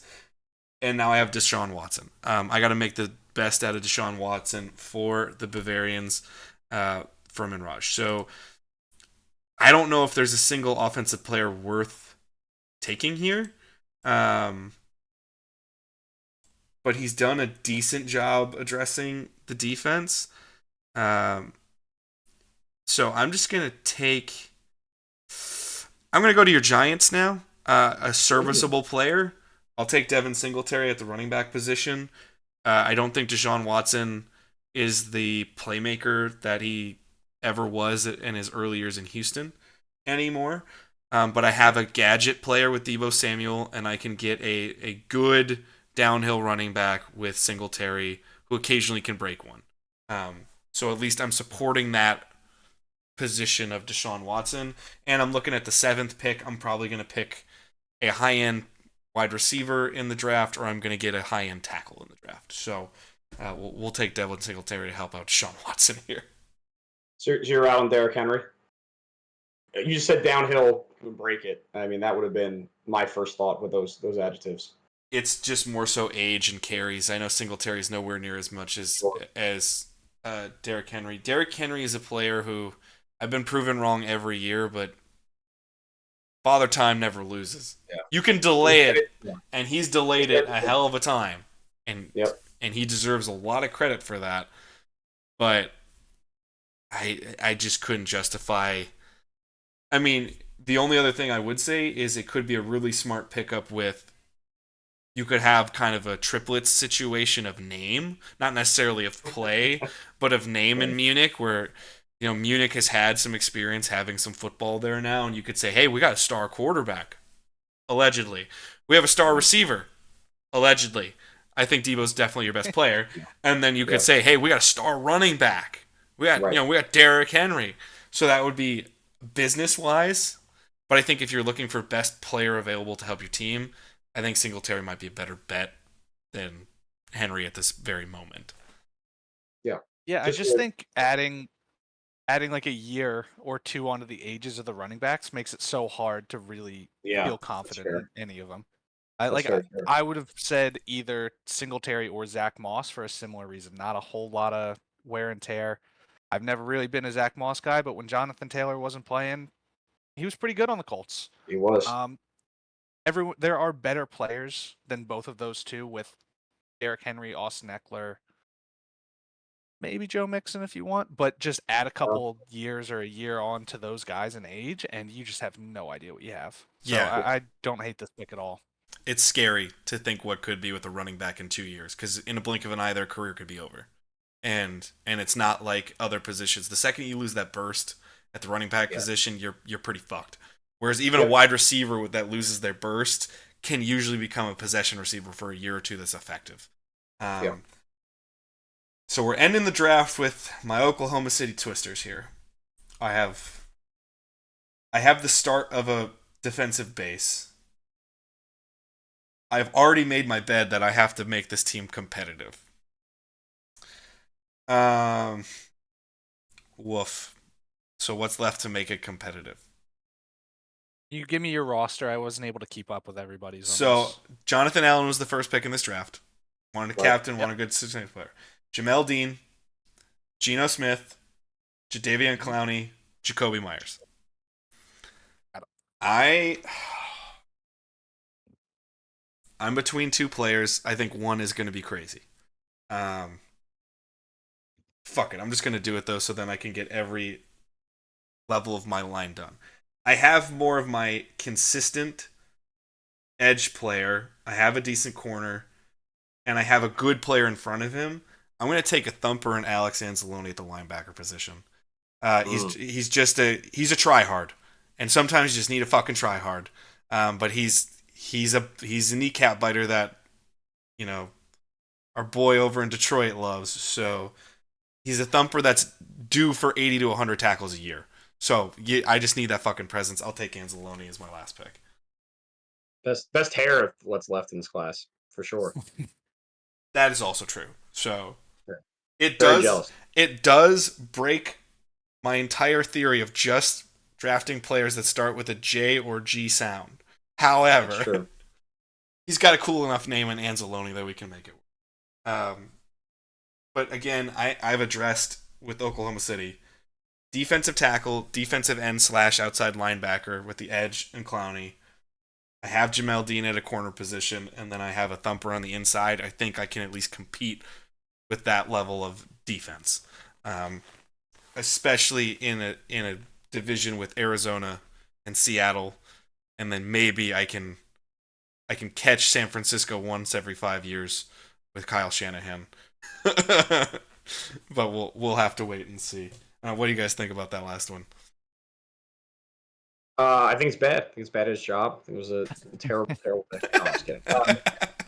I don't know specifically watching it. In that playoff game against, speaking of Kyle Shanahan, they did target him a few times. I think they tried to get him in space, and they tried to line him up and have Christian McCaffrey try to beat him in space. So I don't know if he's actually like a stack and shed linebacker. I don't know that he's somebody that is going to be the thumper that you want him to be. Yeah. And again, we're literally the last pick in this draft, so we're not going to be great. But I think he is better at slashing, trying to beat gaps, than he is at being a thumper. But if you can keep him clean with Allen, it doesn't matter, right? If Allen can take on the contact and give him lanes to hit the running back, I think he's a solid tackler. And again, he's a high energy, high effort guy, which, again, when you're trying to change cultures or start cultures, what you want. So all jokes aside, again, I don't think you want to play him where he's taking on 340-pound guards and having to stack and step them. But I think if you can keep Allen in front of him, keep that's what Detroit does. They keep some big bodies in front of him, let the edges get upfield and occupy the tackles, and they ask him and Jack Campbell to kind of clean those things up. And he's definitely better of those two, considering Jack was a first-round pick. So certainly in space is a good player. I don't know that, again, just want to keep him clean, I think, instead of stack and shed. Yeah, it's situational here. The only other thought I had was for a pass catcher, I thought about Dallas Goedert. I don't like Dallas. You know me. I'm not a Dallas Goedert guy either. But I looked at him and Higbee, and I was like, Higbee seems a little too McVay made him good versus he's actually good for me, and could be a good McVay rotational player, but not a good NFL rotational player. Whereas Goddard, at least I was like, first round pick. There's some talent, maybe. But then I was like, nah, don't violate your rules. Just you already did with Trubisky. You're taking wild ass shots at this point. I also thought about Jalen Reeves-Maybin because I like that culture effort outside linebacker, but I just didn't know the fit if I was going to have Clowney out at an edge outside linebacker position. I was like, I don't know if that's inherently a fit there, but sure. But Oklahoma City that's a fun one for me. I think Barcelona has a good shot with their trenches to be a worthwhile team. Malik Hooker is a wild last pick, but we were just trying to help him defensively. Oh yeah. Munich, on the other hand, that's a mixed bag. Who the fuck knows what's going to happen there? And then with the Oklahoma City team I drafted, I think I can have a competitive NFL defense. And I got Geno Smith to just say fuck it on offense. How we're going to block for him? No goddamn idea. This may be Jets Geno Smith again. Who knows? Yeah. I'm real happy with my Monterey team. I think if I'm creating a environment for a first overall pick quarterback to come in, it's what I would have wanted to do. With the available players on the board at each spot, I really like that ground and pound, protect the quarterback with not just offensive linemen, but running the ball and a solid possession receiver who is high effort, is the kind of environment you want to land your guys in. My other team, I just tried to, I think, go best player available outside of, again, I intentionally with the Malik Willis, which again, I did not think everybody else was going to talk about him. Obviously, I think we all have the same opinion of him in terms of, him. I think we may have also watched more of him than we expected because everybody's talking about he's going to go in the first 5 picks, which was kind of outrageous. So I think we know him maybe a little better from his college film than some of those other lower end quarterbacks. In terms of surprises, I was surprised nobody took a shot on Carr if they were going to try to get a quarterback. Again, I know we discussed this at length, but I think he was outside of Smith, like clearly the number 2. Yeah. So Manraj going Watson over him didn't make a ton of sense to me without all the other stuff. Overall, I think some of these teams have some real good identities, and I think some of them again are a little maybe trying to figure out who they are, but that's why you play it, right? And that's why you do it. If I were going to stack rank them, Jones would have been my pick for 2. But it was Okay. solely based on youth and athleticism, not because I'm like, Sure. I'm kind of out. I know what I'm going to get with Derek Carr, but there's still flashes when he gets to play where Daniel Jones, I'm like, there's something. I don't know if I'm going to get it, but there's something. And so if you're going to pay that level, I'd rather take the high-end fuck it pick than I know what I'm going to get. Plus, I'm going to give Derek Carr a really shitty team, most likely, to play with. I don't think that helps anybody. Sure. But, yeah, in terms of talent, by far, he was the 2 or 3 in this class available to us. I think what's so interesting is in terms of a strategy to do this, you snuck your A into Monterey probably being in the best situation. If I'm assessing it honestly, with no bullshit, setting up a number 1 pick quarterback with a super trench team and a solid running back is genius. Yeah, I mean, I know I'm the best at this, so that's why he brought me on. So I had to. Well, you're good. You're good at your job. So good at your job. So no, I think there was a lot of good discussions, and I know this ran much longer than I think anyone expected it to. If this goes up, you got to comment Malik Willis under the video, and we'll send you some free merch. How's that sound? Hell yeah! There you go. So plug in for content there, but no, it was a really fun exercise, a lot of fun, and I think there was a lot of really good discussions that kind of happened. I didn't feel overly prepared, I think is probably the best way I should say. I had like 10 to 15 guys that I was like, I have some numbers on these guys I know. But I think it was a lot of fun to see everybody else's thoughts and I think we covered each other's weaknesses and maybe, hey, this is X, Y, and Z. And it was a lot of fun. And I think there's some really good teams that, are maybe a few draft picks or a few free agents away from really being competitive. I full-heartedly agree. I'm not going to lie, selfishly speaking, I'm just excited to have people to talk to that are intelligent and not just myself.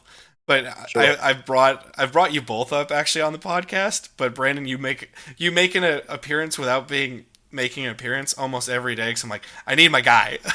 I need my fucking guy. And I just like, I don't have him. And every time I'm like, this would be perfect. It's like deep April where unless you are in your office or at home watching tape, you are only doing swim stuff. So I was just like, I can't have him on in April. Like, this just doesn't work, man. Doesn't work. And so, but it's fun to be able to have these discussions, and it's a little scary seeing a Hard Knocks where you're seeing Dabble like go through the last 10 years of quarterbacks, and you're like, hey, we do that in our normal conversations. All three of us do that shit on draft night. Okay, we're not that far away from a GM, you know? I mean, frankly, could you run the Giants better than Gettleman? I think you could have. Oh, for sure.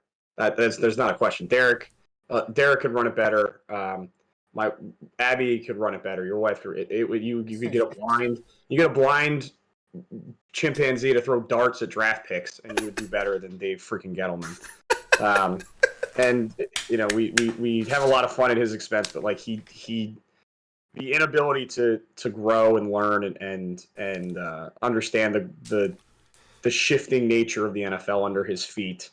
You know, the most damning thing was you get these cuts to the war rooms, and it's beautiful TVs and data, and he's sitting there with a friggin' binder, like it's 1984. And again, that might have worked then, but like you have to grow. And then I think that's the biggest thing you take from Hard Knocks is you see the changes to the draft strategies of the rooms, the way that they attack some things. Really, you know, and Shane is also dealing with bringing the Giants into the modern age. You know, again, not to get too long into this, but like I am fully of the opinion that when we booed Mara during Eli and Strand's number retirement, that changed the course of this team because I saw him throw the garbage can, I saw him storm off the field, and Eli tried to save it. Eli was like, no, it's okay, and like we just drowned him out. And it was heartbreaking, I'm sure, from Arda to get booed in you know what is a New York City. I mean, New York City expect to be winners and such a historic franchise. I think that you know prevented him from keeping Judge. I really think it did, and kind of moving into that different direction. And he was, I don't know what decent enough to let Gettleman retire. Yeah. Which I don't know if I agree with, but you know, in short, bullying at times can work, you know, in the right ways. Well, I mean that could happen to one of us if we're the GMs of this team. Sure, you take John Watson, you could be fired. You never know. Yeah. And then you know, Derek I would have booed that pick in real life. Yeah. I also would have booed that pick in real life. I would have been like, "What the fuck is my?" Could you imagine? You're in Munich, Germany. You're getting excited about a new sport. You're used to like high-end German soccer that's just like wins all the time. And then you're like, we got a new guy for our new sport. Great, what happened? Well, he's sexually assaulted like 30 women. You're like, I'm going to keep playing soccer. Fuck this. Yeah. Like, At least he's not expensive, right? Oh, man. Guess we got a good deal. I mean, that euro, it's going to go. Whew, it's going to go up. We can move off of him pretty soon, right? Yeah. Oh, no, you can't do that either. No. No, but I still think he drafted a fun team there to at least have some fun with. So I think we all did a pretty good job, and thank you guys so much for joining. It's been super fun. For the audience members out there, if you did like this, give it a like, give it a comment, give it a subscribe, review it if you're on Spotify, comment all you want. We got our first troll the other day on YouTube. So if you want to troll us, have some fucking fun, because why not troll us and have some fun? Check us out wherever you can, YouTube and Spotify. And if you want to go buy some merch, go to ptecreative.etsy.com and get some cool merch. You can see the Philadelphia dumpster fire sticker to agree that Philadelphia sucks. And you can get that right on Etsy for yourself. So why not do that? It'd be great if you did that. Thank you guys so much for joining. Derek, Brandon, thank you so much. Manraj, I know you're out there. Thank you so much. Love you, bud. You guys have anything last thing to say besides bye? No, Thank good you for exercise. having me. Ton of fun. Thanks for having us. As we already said, I am the best drafter and look forward to continuing to be dominant in these exercises as we move forward. Oh, yeah. We're going to have this as a more regular thing. So thank you, boys, so much. Thank you guys for watching. We love you out there. Go get ready for the season as best you possibly can, and hopefully your team does well. Peace, love, and hugs, everybody. Bye!